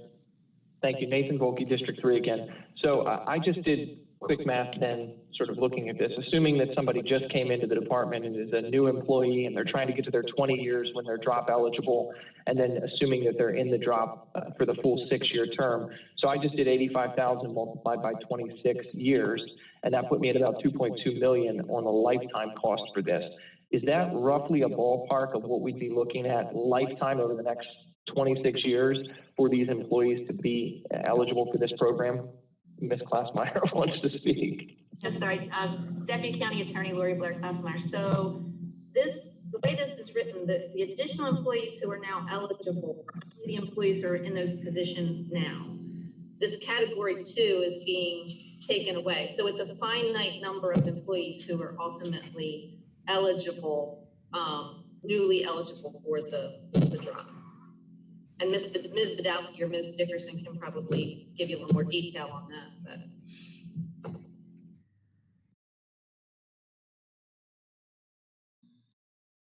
Did anyone want to add to the details? Madam Chair. Oh, sure. Nathan Voki, District 3 again. I guess really my only question, I don't want to belabor this point any longer. I'm trying to get a lifetime cost on this. The ballpark I'm getting is 2.2 million. I'm just curious if anybody else is getting close to that number or if I'm sort of doing the math incorrectly. So, Sherry Dickerson, Personnel Officer. So to your point, if no one comes out of the plan, then that number would be correct. But there's a finite number of years that they can actually be in the drop. So that number is going to dwindle down probably as fast as it's going up. Thank you. Thank you. Are there any further questions regarding Bill 5420 or 50? Yeah. Seeing none. Just so you know, Mr. Wilke, your audio is spot on. You have found the sweet spot, my friend. Don't forget those AirPods next time. Bill 55-20 is up next. This is also a admin bill. Mr. Barron. Thank you, Madam Chair. Pete Barron for the administration. I'm going to ask that most of the gang sticks around. We have Ms. Dickerson from Personnel, along with Ms. Badowski, Mr. Taru from Budget. Also available is Fire Division Chief John Lane, and Ms. Blair Klausmeyer from Law will be hanging around for 5520. 5520 is also a drop bill related to the results of certain collective bargaining agreements. The police sergeants and, the battalion chiefs require appointing authority approval for year 6 of the drop program and become eligible to earn interest in year 6 of the drop. Police sergeants and police lieutenants no longer require the appointing authority approval to extend drop participation for year 6. Ms. Dickerson can explain this in more detail, but I'll just say that this is another one with a small group of county folks who will be affected. So, Ms. Dickerson, if you don't mind expanding a little bit on the slight differences in this bill from the previous bill. Sherry Dickerson, Personnel Officer. So this bill, as was stated, is simply based around two things: that the authority, who grants the authority for participation in the 6th year and interest earned in the 6th year. And so the changes aren't as significant as the prior bill. If you have any questions specifically, I'm prepared to answer. Mr. Wilke. Thank you, Madam Chair. Ms. Dickerson, Nathan Voki, District 3. What is the interest rate currently that is being received when a participant is in the drop program in years 1 to 3? Does it change in years 4, 5, and currently this will add in year 6? So what are all those different interest rates that are being received? I am going to defer, I believe, to Ms. Badowski. Ann Badowski, Office of Personnel. Can you hear me? Okay. The interest for all years is 4.25. So regardless of what year you're in, 1 through 3 for the term, and then 4, 5, and 6 are all 4.25. Okay, thank you. Nathan Voki, District 3 again. And so to follow up on that, currently, if you're in the fire service, but you get nothing in year 6 in terms of interest, but for all other participants in the drop, they are getting interest in year 6? That is actually, it's just currently the battalion chiefs who are not earning interest in the 6th year. And so they are, and so this allows them to do that. Okay, thank you. And Nathan Voki, District 3, following up again. Do we know the reason why battalion chiefs were originally excluded from the year 6 interest in the drop? That history predates me, and I believe it may even predate Ms. Badowski. Ann Badowski, Office of Personnel. Yes, I believe the reason was just the deciding on whether to have the appointing authority approval in year 6, as others are required to do.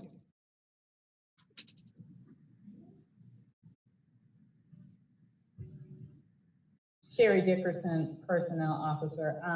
As far as the interest earned, however, that was, I believe, just a negotiated term. Again, it predates me in this position. And so I believe there is someone from fire service on that may be able to speak to it. We can try if Madam Administrator can bring in Chief Lane. Ms. Clapper. I was just going to say, I'm sorry, Lori Blair, Classmark, Deputy County Attorney. The original drop was 5 years. The 6th year got added over the years, and I believe over the years that interest, who got that 6 years worth of interest has changed through negotiations. We can certainly track that history, but Mr. Lane may have better information as far as the specifics. Good morning, Mr. Lane. You have the floor. Morning. Yeah, what you said was correct. Initially, it was a 5-year drop program, which they agreed on through contract negotiations. I believe police and fire were first.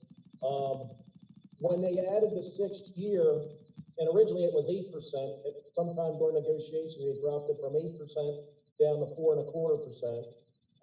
It's been a 4.25% throughout. And during again, contract negotiations, they did add this 6th year. I believe that was about 5 years ago. I think it was in 2015. July 1st, 2015 is when they added the 6th year, but they added that with no interest. And then again, through contract negotiations with the firefighters union, I believe 2 years ago, they got the 6th year added with interest. The battalion chiefs, I think it's 15 or 16 battalion chiefs right now. They just added one, I believe, up to 16 battalion chiefs. They had their separate union, which did not like the verbiage that Local 1563 had in reference to who decides as to who can stay and who cannot stay in the 6th year to get that percentage. But with the contract negotiations this year, I guess the Teamsters local for the battalion chiefs hashed it out with the county to come into terms in reference to the way their, and I got their contract here, the way their contract read, where they scratched out the no additional interest shall be earned during the 6th year on deferred payment made in the 5 years participation interest rate for deferred payments made during the 6th year will be percentage, 0%. And they've added the decision to participate in the 6-year drop will be at the direction of the fire chief. The fire chief's decisions will not arbitrarily without just cause. So that's the terms that they agreed to with their contract negotiation this year to get the interest 4.25% for the 6th year. And that brings them up to par with the Local 1563, I believe, the police union, and I'm not sure about the sergeants, but that's the history of the fire side. So they're just adding the 6th year with interest, and originally it wasn't done before because there was some verbiage in the contract that the battalion chiefs local did not like. Did you hear that? Did everybody hear that? Okay. So thank you very much. Have any questions? Any other questions? Nope. It looks like we're good. Okay, thank you very much. Thank you for your insight on that. Have a great day. Be safe. All right. Do we have any other questions regarding Bill 5520? Okay, moving right along, we're going to move to Bill number 5620. I believe this is an administration bill. Thank you, Madam Chair. Pete Barron with the administration. I'm going to ask for Ms. Romans and Ms. Harris from Central Services to join me at the virtual table, along with Ms. Nieder from the Office of Law. Bill 5620 is the acquisition of real property by gift. A constituent would like to donate 0.83 acres of property to the county. The county, or it is a currently undeveloped and forested in the critical area near Herring Bay. This property donation could be used to fulfill 18,077 square feet of critical area forest mitigation for future county projects. The Director of Environmental Policy is in support of this donation for tree plantings, and the property will be held by the Department of Recreation and Parks. A phase 1 environmental site assessment was completed in February, which identified no recognized hazards on the parcel. We believe future maintenance costs to the property will be minimal. If you see the budget officer has also reviewed and determined no fiscal impact. The council in your packet has been provided a map of the surrounding area. If the council approves Bill 5620, real estate will proceed with receiving this property as a gift according to county code requirements. We are happy to answer any questions. Mr. Wilke. Thank you, Madam Chair. Nathan Voki, District 3. I'm not sure who to direct this question to, but in reviewing the legislative summary, it looks like, was this property picked up from tax sale? Is that how it was originally acquired by the owner? Hi, Samantha Harris, Central Services. No, we were approached by the daughter of the owner. I believe that it was her father who passed away and they had no need for the property. Well, I guess I'm just reviewing, thank you, Ms. Harris, Nathan Voki, District 3 again. I'm reviewing under the background section. It talks about how it was acquired. It says, Mr. Hazen acquired the property from John R. Hammond, financial officer for Anne Arundel County as the collector of state and county taxes pursuant to deed in 96. So it looks like, was this from a tax sale that they picked it up and then now they're deeding it back to us and we're going to use this for mitigation? Sorry, Samantha Harris, again, you're right. I'm sorry, I thought you meant the most recent acquisition. So, but yes. Gotcha. Okay. Okay. And then in terms of the county taking this on, what tax benefit is received by the donor? So the person who's doing the donation, what tax benefits would be available to them from providing this land to the county? What's the incentive, I guess, from their perspective to do it? I just want to understand kind of all the players and motivations here. Pete Barron for the administration. I am not a tax planner. I'm not sure if anybody that we brought to the table knows that off the hand. I will ask and get back to you if nobody knows. Good morning, Christine Romans, Office of Central Services Officer. I'll just add that information is not something that we tend to consider when we're looking at this. Our primary motivation is does it have any usefulness to the county? If it doesn't, we say no. And in this case, we felt it was a good forest mitigation parcel to obtain. Okay, thank you. Nathan Voki, District 3. So just to follow up again on that, I think that when Mr. Barron was describing this, he noted this was a forested property. How much of the property is forested and how much do you anticipate foresting or planting on? Christine Romans, again, Office of Central Services. That is to be determined at the time when the county is doing a project and is looking around for some properties to do the calculations on our own mitigation efforts. This is one that we will look at first in order to help make that calculation, recognizing part of it is forested. Okay, thank you. So Nathan Voki, District 3 again. I guess that's just in understanding what the county is taking on, the maintenance costs, the benefit, if you will, to the county for taking on this property. I think I understand it. I get it that we can go here later and put some trees here and help with forest mitigation efforts, but I just am curious how much impact we're going to get, because I don't see in here where it indicates.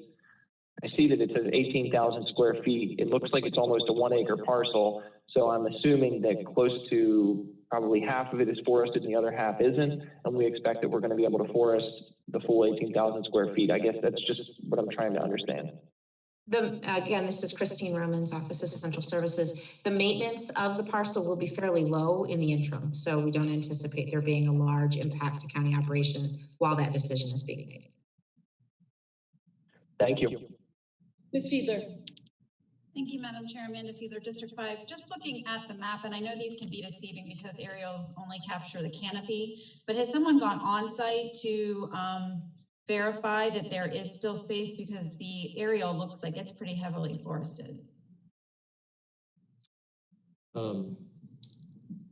Pete Barron for the administration. I'll defer to folks from Central Services about what the county's inspection has been. We did do an environmental inspection, so I don't know what the if they did a tree count. So, Ms. Romans. Good morning, Christine Roman, Central Services. As part of the environmental assessment, an on-site walk was done, and then before a decision was made, it was inspected for that purpose. But as Mr. Barron says, it was determined to be valuable property for the acquisition, but there was no assessment made of exactly how many trees could potentially go there. They would make that decision, as I said, when they're looking at it specifically for mitigation at the time they need it for mitigation. This is Allison Pickard, District 2. So for mitigation, though, if the county wanted to put the property into a protective easement, that would, whether it's totally forested or partially forested, that would have value, correct? That is my understanding, Madam Chair. Pete Barron. Trying to understand the forest mitigation, since we don't have a banking program quite yet, do we? Not yet. Do we have any further questions about 5620? Mr. Voki. Thank you, Madam Chair. Really just one follow-up, and again, because Nathan Voki, District 3, because Councilwoman Fiedler referenced the map, and in looking at it, I just wanted to ask another question about it. Is it two parcels? Is there one that's down by the water and one that's further away from the water? One looks like it's up, kind of, it's 6 parcels together, and then there looks to be another one that's off by itself, which is the 7th parcel. And I think that's what Councilwoman Fiedler was referencing when she said the 6 that are contiguous to one another there on James Avenue, those parcels appear to be pretty heavily forested. It looks like the one parcel that's off by itself down by, it appears to be the water, that's the parcel that seems to have some room for foresting. And I guess I'm just trying to make sure, one, that I'm understanding correctly that these 7, the 6 are up there and there's another one separately, and that we think we can put trees on the one that's down by the water. Again, sorry, again, Mr. Voki, as Ms. Roman stated, this is Pete Barron for the administration. As Ms. Roman stated, the analysis was done whether the property was valuable, worth the county accepting and taking on. So again, this is a donation of property in the critical area.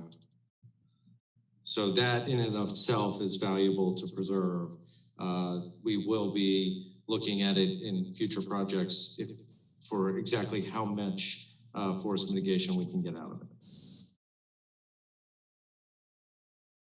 How'd I do, Ms. Romans? Any further questions? I do. So I guess just to follow up, Nathan Voki again, District 3. So I'm right that it's these 2 separate areas, right? There's one by the water, there's one that looks heavily forested. I'm going to ask Ms. Harris to give you the 4 corners of the properties. That is correct. Okay. Excuse me. Thank you, Ms. Harris. Correct. Yeah. And so I guess in looking at the one that's down by the water and kind of viewing, I see the overlay of the parcel map from OPZ, but then I'm sort of looking under that and I can see what appears to be ingress and egress comes off of Duckett Avenue. It appears there's a driveway, and then this is a parcel that's back behind what may be a house. Are there any structures on that parcel currently? You're speaking of the one closer to the water? Yes, ma'am. Yes, it looks like it's not, I don't think it should be on that property. A lot of times neighbors build on properties that they shouldn't, but it looks like it, just from the area. I have some of that in my district. I've seen that happen. So I guess that would be my question is if somebody's already built onto the property and if it's that close to the critical area and if it's really that one small piece of the lot and if the ingress and egress comes off somebody's driveway and basically abuts their house, I'm just trying to understand. I get Mr. Barron's point about donations of land are valuable to the county, period, end of story. I understand that, but I think this is being sold as we're going to be able to do some forest mitigation here, and I just want to make sure that's correct. And I'm not sure, looking at where these parcels are located, that it's exactly the same as what we're being told. Pete Barron for the administration. Councilman Voki, I did reference the value in forest mitigation. This area is also in the critical area. This property is also in the critical area. I would say there's many reasons that the county would want to hold this property. Forest mitigation maybe being the most important, but not the only. I think even if this property was, I don't know if this is a term, unforestable, we might want the property as well because of its location, and again, because it is a gift.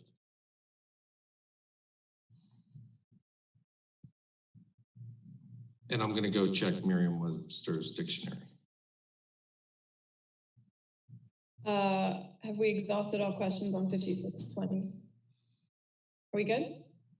Okay. Let's move on then. Bill number 57-20 is actually sponsored by Mr. Persky. He had to return to work. So I will introduce this and as best I can and allow the administration to weigh in. 57-20 is an ordinance concerning licensing and zoning manufactured mobile homes located outside a mobile home park for the purpose of requiring a license for space outside of a mobile home park on which a manufactured home is located, allowing a mobile home located outside of a mobile home park as permitted use in RA residential districts and generally relating to licensing and zoning. Mr. Persky shared with me that this is working with a constituent in his district, I think, who also is close to maybe District 7, where mobile home parks are currently allowed, mobile homes are currently allowed in mobile home parks, but not necessarily in RA on your owned parcel. So I'll turn it over to Mr. Barron if the administration wants to respond about this. I'm not sure who the sponsor worked with to draft this bill other than Ms. Schuett. So I think I've exhausted all I know about this bill. Thank you, Madam Chair. Pete Barron for the administration. Joining me at the virtual table will be Ms. Lori Rhodes. I believe Mr. Bryant wasn't able to make the meeting from IMP, but Mr. Africa may still be. Yep, there he is. And Ms. Lori Blair Klausmeyer from the Office of Law. The administration has no opposition to this bill. RA districts would be more appropriate, or would be appropriate to allow this use because the lot sizes are generally larger, which increases the separation between residential structures. The administration believes this provides a balanced approach to allow a manufactured home to be located in a residential zoning district that's appropriate. There are lots of reasons why people would want to purchase and live in, and I see Councilman Persky has joined us. Lots of reasons why people would want to purchase and live in one of these types of homes. I know several people who have them. The general reason, they have generally been restricted to mobile home parks, but in more rural areas, they fit very well and can save the homeowner some cost while we are not allowing these in say like in our 5 community of single family homes. So these types of homes are have a lot of benefit, and I know, and I'll let Mr. Persky speak to the particular issue that came up on this, but we do know, and the administration worked with the sponsor and council to make sure the bill was a balanced approach and didn't blow the doors open for these types of uses. So with that, happy to answer any further questions, but administration has no issue with this bill. Mr. Persky. Thank you, Madam Chair. Can you hear me with a thumbs up? I just want to make sure. Thank you. Councilman Andrew Persky, first of all, thank you to the chair. Apologies for having to step up, trying to balance several meetings here. I had a constituent in the Crownsville area who reached out to me who is had an RA property, and their relatives bought them a mobile home to live, and they went to go file for a permit with the county, and they were essentially told, nope, you can't have a mobile home in an RA area. And I kind of looked at them kind of shocked. So certainly I understand when you get into high density areas that characters a neighborhood and other things, but when you have an RA area with mobile homes, I think it makes sense. Secondly, I don't know if any of you have seen the more updated mobile homes. I think sometimes people have a perception. Some of them are a lot nicer than the home that I live in. When you look at some of the kitchen amenities and things that they have and how they're built, a lot of them are pre-constructed where you essentially have everything set up and you can get upgrades, things like that. I mean, again, it's a type of living that you choose in terms of the structure. So to me, this bill makes sense, particularly the fact that we're not looking at putting it in real high density areas. It's residential agricultural. Not only trying to help a constituent, I was kind of quite shocked when we saw it that wasn't included in the code, because if anything, particularly today, and maybe this is something I can work on later on with somebody else, tiny houses are something that's come up on several occasions for folks that want to live and things along those lines. So I think that we really need to make sure that we're trying to be as open as possible to to kind of allow, as long as the construction, the rules are followed, and obviously the type of area where there's expansion and so on. So I'll leave it at that, and thank you. Ms. Hare. Thank you, Madam Chair. I have, I guess, 2 quick questions. Maybe one's more of a comment. I'm not sure I really understand the rationale for only allowing in RA, particularly if these sort of manufactured homes or mobile homes are such an asset for people. It seems to me like maybe the bill should be a little more expansive and allow it in other areas. But besides that, my only other question is, this is maybe for planning and zoning. Does this somehow allow a mobile home and the primary residence on a plot of land in RA, or does this make it clear that it is the mobile home is the primary residence? I guess I just want to make sure we don't end up with a 20-acre plot that has more than one residence on it in RA, if that makes sense. Good morning, Lori Rhodes, Office of Planning and Zoning. That's a good question, because I took another look at the bill, and I think we could have made it a little more clear of the intent, which only to allow one mobile home on the property, because the limitations on single family dwellings, it says you only can have one single family detached dwelling on a lot. So perhaps there could be some language under the limitation of mobile homes to clarify that only one would be allowed. But that was the intent, was to only allow one. Because if it's not the one mobile home in the RA district, the only other location that a mobile home would be allowed would be in a mobile home park. Why we didn't look at other districts. With the zoning, you're balancing a lot of things. You're looking at public safety, health, welfare, and also property values. All of that factors into zoning. And you have to do your analysis to see, you know, what's out there in terms of vacant lots, where they're located, you know, what opportunities there could be to expand upon this, which would allow affordable housing. But the public safety aspect is something that we can't ignore. And the fact that these homes are constructed of materials to allow them to be mobile, they're not as sturdy as your traditional home, the construction materials that are used. Therefore, they're more vulnerable to any extreme weather events. And as we're dealing with climate change and more severe weather events, we want to be careful about, you know, where we're allowing these homes to locate and how many of these homes we would want in other districts. And that would require some analysis, which wasn't performed here. We do allow mobile homes, and most of the mobile homes that we have that are located outside of a park is the second home on a property that's registered as a non-conforming use. They would have a primary residence and a mobile home. We have several mobile homes that are located out of parks, mostly in the RA district, and they are the second home registered as a non-conforming use. So we could clarify that the intent is only to allow one mobile home on the lot. Okay, thank you. One quick follow-up, Jessica Hare, District 7. So maybe this question is for the sponsor then. Mr. Persky, did you intend for this to be one mobile home plus the single family home on a lot in RA, or one mobile home is the primary family residence on a lot in RA? Councilman Persky, if I don't mind, Madam Chair. So the legislation, obviously as written, was to solve the issue that we had for the constituent.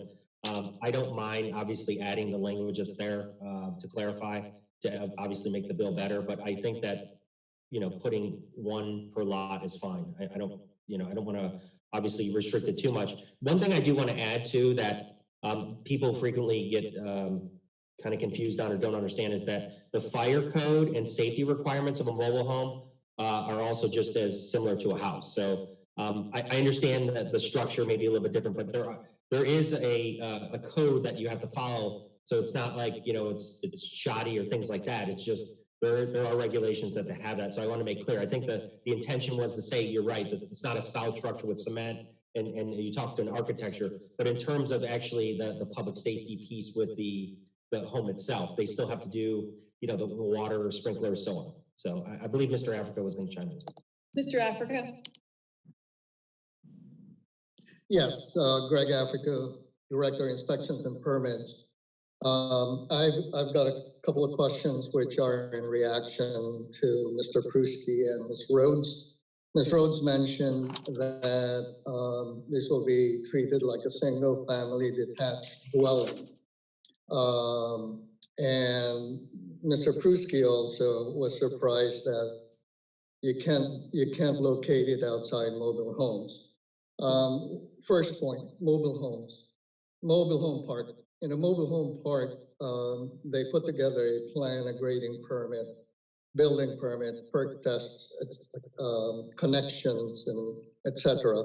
So there is a review process for the community, like a subdivision. So when that permit is issued, then the owner of the mobile home park can start opening lots, if you can call them lots, to individuals who want to locate their manufactured homes. So what I'm leading to here is single family dwellings have specific permit requirements. If we're going to treat this like a single family dwelling outside a mobile home park, then it does not have the same requirements of a mobile home park owner to apply for permits, grading permits, building permits, perk tests, foundations, etc. So that's point number one. If we're going to treat this as single family detached dwellings, then we should or should we not apply all the requirements for single family dwellings to manufactured homes in RA? That's question number one. Number two is Mr. Persky. Yes, they are built to HUD specifications, but the fireproofing is HUD. In single family dwellings, we require fire suppression. So it's the intent also to view these manufactured homes in RA zoning as single family detached dwellings. And if so, then we will need fire suppression systems on these manufactured homes. My third question is more of a zoning. Are we going to require frontage improvements and impact fees? So these are my three questions. Ms. Lori Rhodes. Oh, excuse me, go ahead. Lori Rhodes, Office of Planning and Zoning. To respond to Mr. Africa's questions, I strictly am looking at this from a zoning perspective based on how the land would be used. And right now, the code only allows a mobile home inside of a licensed park. This bill will allow a mobile home outside of a park in an RA district. And we need to clarify that the intent is only to allow one, which is what the code does for single family. Not talking about treating them the same as a single family, but allowing them for zoning purposes to be located on a lot with limitations, which is what we do for single family dwellings. We make it clear that you only can have one on a lot. So that was my comment in terms of the mobile home and clarifying that we want to only allow one mobile home on a lot, which would be similar to how we allow single family dwellings. So that was my question. But again, the purpose of the mobile home is for someone to live in it. So we want to ensure that this mobile home meets all the requirements to be occupied as such. So as far as whether or not they would be subject to all of the development standards that a traditional home would be required to be, I would think that would be the case, because we're no longer treating it the same as we would if it were in a park. We're basically saying you can have a home outside of a park for zoning purposes in RA, subject to the bulk regulations. As far as the development requirements, you would be subject to the same requirements, because that's how we're allowing that home to be outside the park, standing on its own and meeting the requirements that a dwelling would have to meet. I mean, that's how I would interpret this use, unless the sponsor had other ideas. But I was strictly looking at this from a zoning standpoint. Ms. Hare. Thank you, Madam Chair. Jessica Hare, District 7. And I apologize, I'm still a little confused. So I'm trying to understand, let's say I have 20 acres in RA, which I don't, but let's just say I do. And I buy my mom a manufactured home. Can she put that manufactured home on my 20 acres under this bill? Or would she need to purchase a separate 20-acre lot in RA to be with no other existing home to be able to put her mobile home under this bill? Under this bill, I would say it would be the only structure that would be allowed on the lot. But if you read further in the code, which it gets, I don't want it to get confusing, but it can get confusing, because I believe a prior council there's a section in the code regarding non-conforming mobile homes.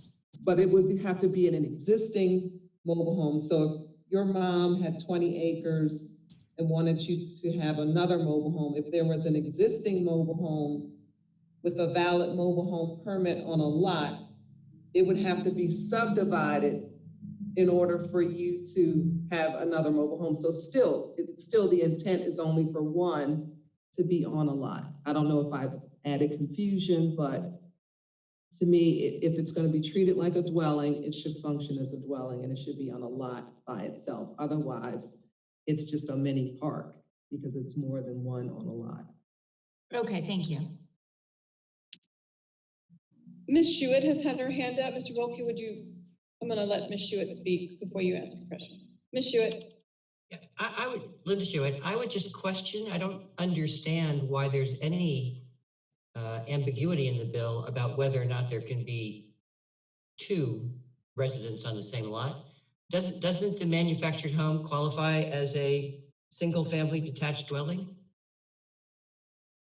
I mean, it means a structure that contains one dwelling unit used as a principal dwelling and entirely separated from any other structure on all sides. That seems to me to describe this kind of a home, and there's already the prohibition against two dwellings on the same lot. So I don't see it as being ambiguous, but I'm certainly willing to talk about it. Lori Rhodes, Office of Planning and Zoning, I agree. I mean, it should be that clear and cut and dry, but when you look at the limitations on dwellings in the code, it specifically refers to single-family detached dwellings, which is a different type of structure than what a mobile home would be. If I may follow up, I don't understand why a manufactured home isn't a single-family dwelling, detached dwelling. I mean, it may not look the same as what we traditionally think of as a single-family detached dwelling, but it meets the definition of that, in my view. We don't have to argue about this now. We can talk about it later. Agreed. Mr. Voki. Yeah, Nathan Voki, District 3. So I had two things I wanted to bring up. One is I think the concern that everybody's touching on, which is you don't want this to wind up creating sort of tiny house villages, if you will, that were not intended, I don't think, by the sponsor. I think this is to help, sort of one constituent in one area. So I just, as a comment, I think we got to make sure that's clear. However, we need to do that. The other question I would have is sort of terms that are used in this bill. So on line 19 on page 1, it talks about license for manufactured home outside a mobile home park. Then we keep going down through the bill and it references manufactured home multiple times. Then we get to page 2, line 23, where the use chart is laid out and it's titled mobile home outside of a mobile home park. So are we referring to this as a mobile home or a manufactured home?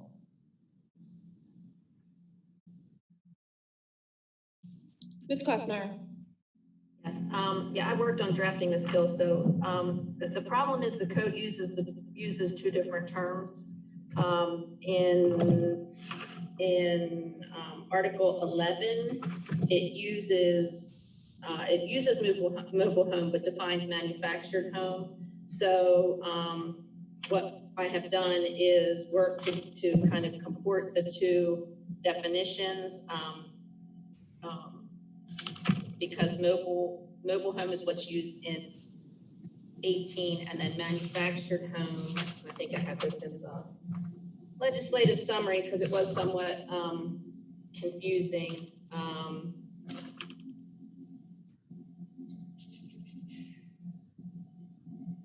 Where did I put it?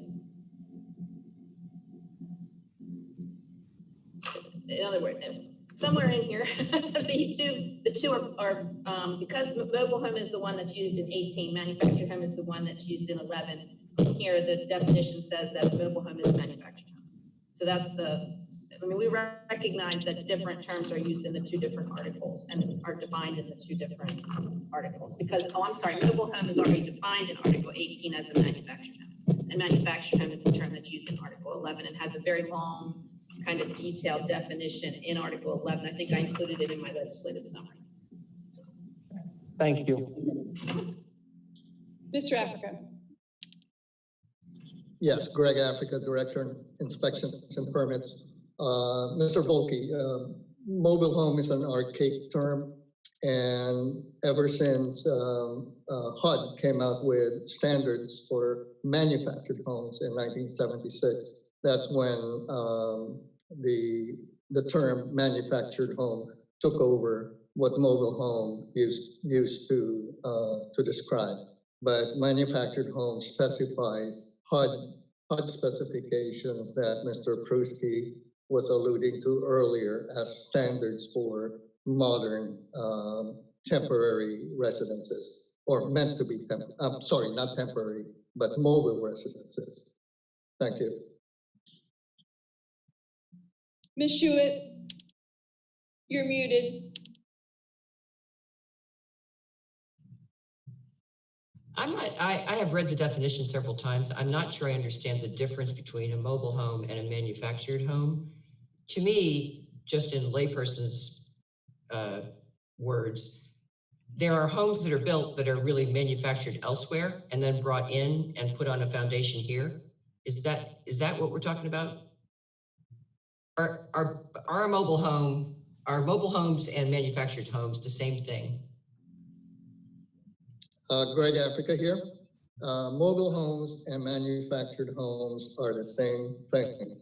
Manufactured homes is a newer term because it attaches specific standards written up by HUD.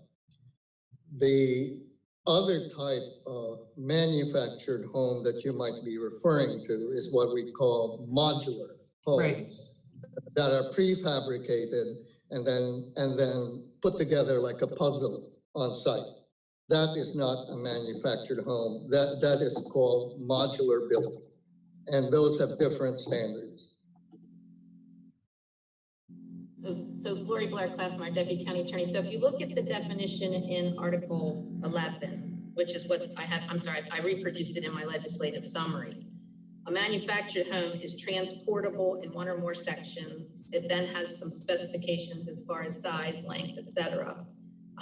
It's built on a permanent chassis designed to be used as a dwelling with or without a permanent foundation when required utilities. And it includes in the definition the word, it says it's also the same as a mobile home. And then what Mr. Africa is referring to, it says that it has to meet all of the certifications required by HUD. Or if it was built prior to 76, it has to be certified to meet NFPA 501, which is the fire requirements. And then in Article 18, we say a mobile home has the meaning stated for a manufactured home. So in terms of the code, they're the same thing. And then the manufactured home is technically transportable, although many times they are placed on permanent foundations, and that is permitted as part of the definition. But yeah, what Mr. Africa is describing is kind of what I call prefab houses, which I think are different than manufactured and mobile homes. But the updated term is manufactured home. Mr. Persky. Thank you, Madam Chair. I think everyone here has gotten a history on mobile manufactured homes and other things, and I appreciate it. I just think we need to focus back on the intent of the bill. I'm not an attorney, so I certainly did allow the agencies to go through this bill, but I allowed the law office and others, and I appreciate really the intent here is to try and solve an issue. And I know it was brought up earlier, this is for a constituent. Well, this is also for future constituents and anyone in the county. I think that when we pass policy, if it's good policy, we should do it. Sometimes these things arise that way, and certainly, I want to make sure that we're asking these tough questions. That's why we have work sessions. But ultimately, particularly the way our economy works and everything, I think there is a stigma out there with mobile homes, and that's why they changed the name. And the more opportunities that we have to give people affordable housing or a way to get into a place to have something they call their own, that's fine. To address the questions that were raised earlier, though, about would I be willing to add an amendment to this bill or to have that to say it's one home per RA? Of course, we've had a legal interpretation that it's already there, but if that's something we need to clarify, I have no problem doing that. Again, I just wanted to make sure we don't see the forest through the trees and address kind of what's in front of us to have that and seeing that it's there and doing it. One of the things that you've probably also seen, and this is kind of digressing a little bit, but our charter and our code is sometimes not up to date. And so when we have our charter review commission and things that come up, a lot of these discussions about cleanup, about words that are used, the fact that we still have councilman, not councilwoman or councilperson, there's a lot of things that we need to clarify in the charter. So obviously we're writing the law based upon what we have and, doing the best that we can. But ultimately, I just ask that everyone kind of consider what's here. And like to thank Mr. Africa and Ms. Rhodes for helping, along with the law office and Ms. Hewitt, to move to what we want to do to help someone. So thank you so much. Are there any further questions or comments about Bill 57-20? Okay. We have some remaining items on the agenda. Resolution number 23-20.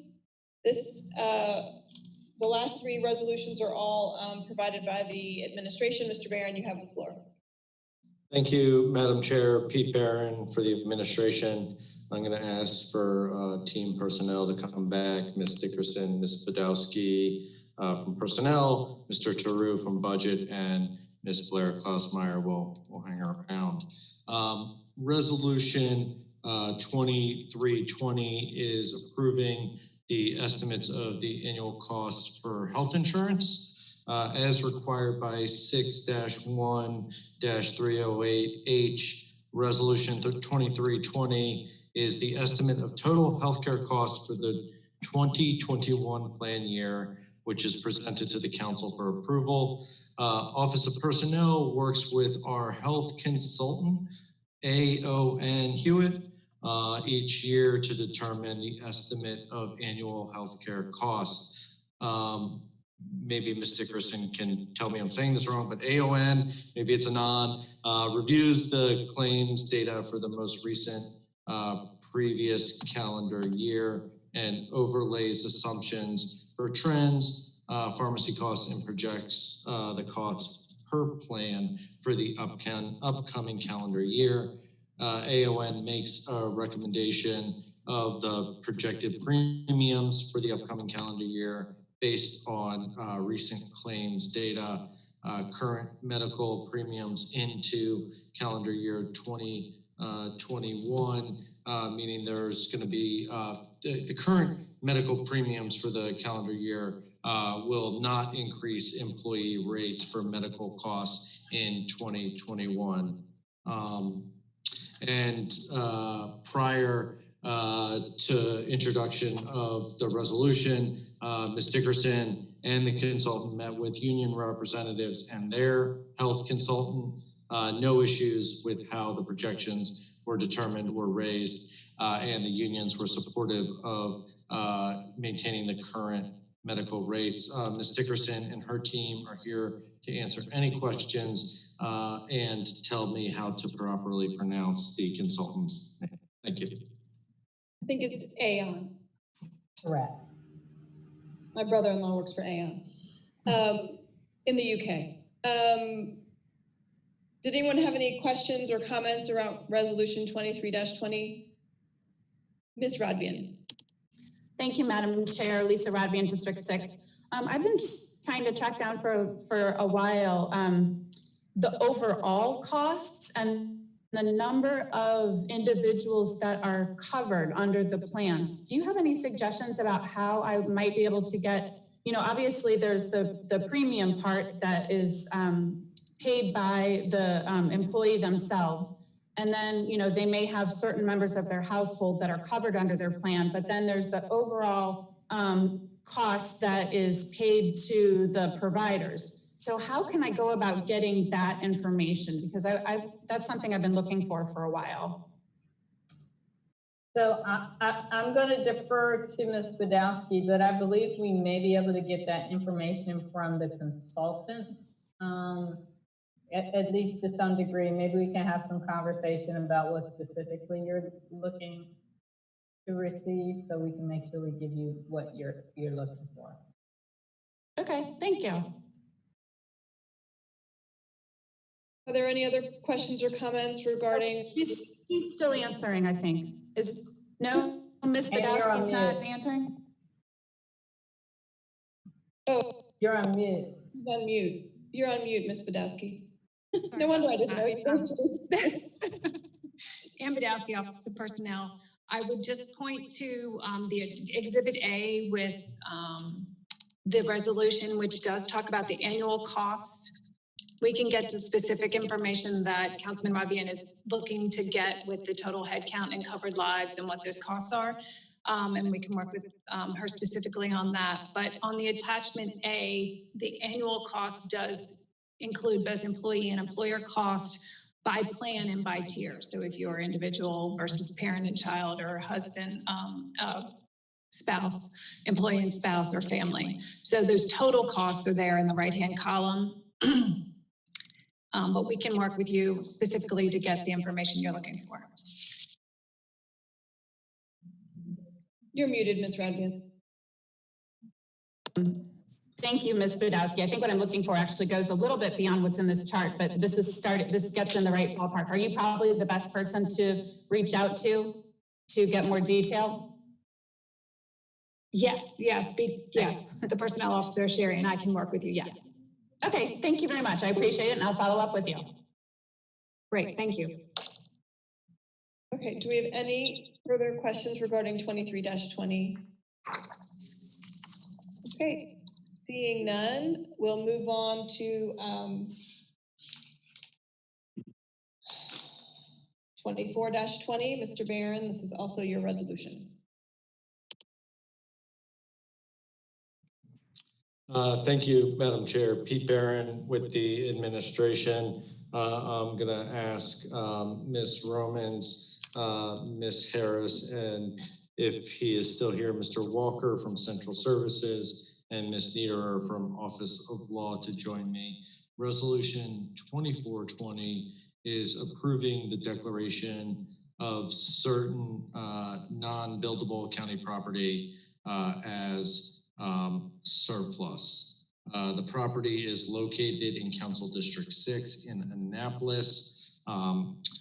It's comprised of one parcel at the southerly right-of-way line at Bestgate Road. The property was purchased from Farmers National Bank in 1924.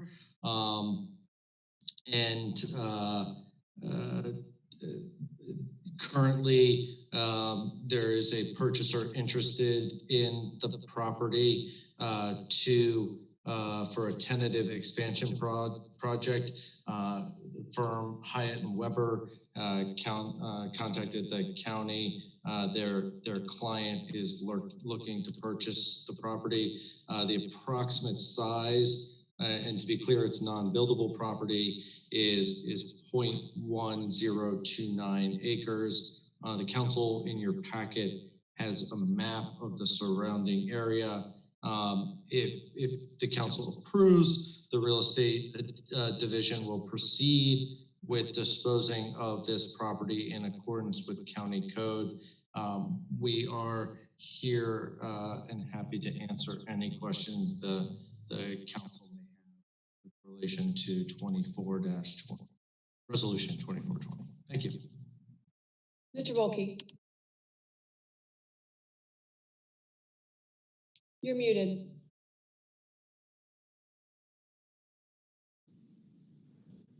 Now I'm in. Okay, Nathan Voki, District 3. Sorry. Yeah, because I'm on the phone, I have to be unmuted in addition to on my phone. This looks like it was part of, is this a road? And at one point, maybe it was going to go out onto another road? Is that kind of what we're looking at here? Pete Barron with the administration. I believe that's correct, but I'm going to defer to Ms. Harris or Mr. Walker to answer exactly right. But that's what it looks like to me. Stephen Walker, Central Services. You are correct. It looks like it was supposed to be a road some time ago, but it never materialized to do so.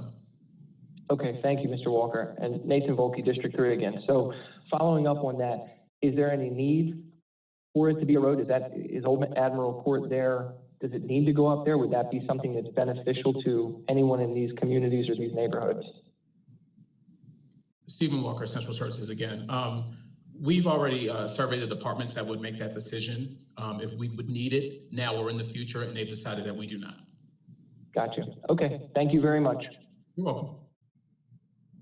Are there any further questions regarding resolution 24-20? Okay, last item on the agenda, resolution number 25-20. Mr. Barron, you have the floor. Oh no, are we done? Oh no, 25.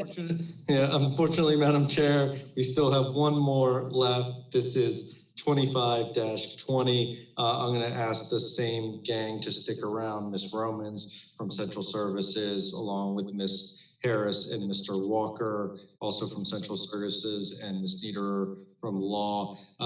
This property is also located in Annapolis. It is comprised of one parcel on the southerly side of Bestgate Road, located 120 feet or so from Bestgate Road and Old Admiral Court. You'll see if you match up the maps from this and the previous one, they are adjacent. Same story, purchased in 1924. We were contacted by the same attorney looking for his client to purchase for a tentative expansion project.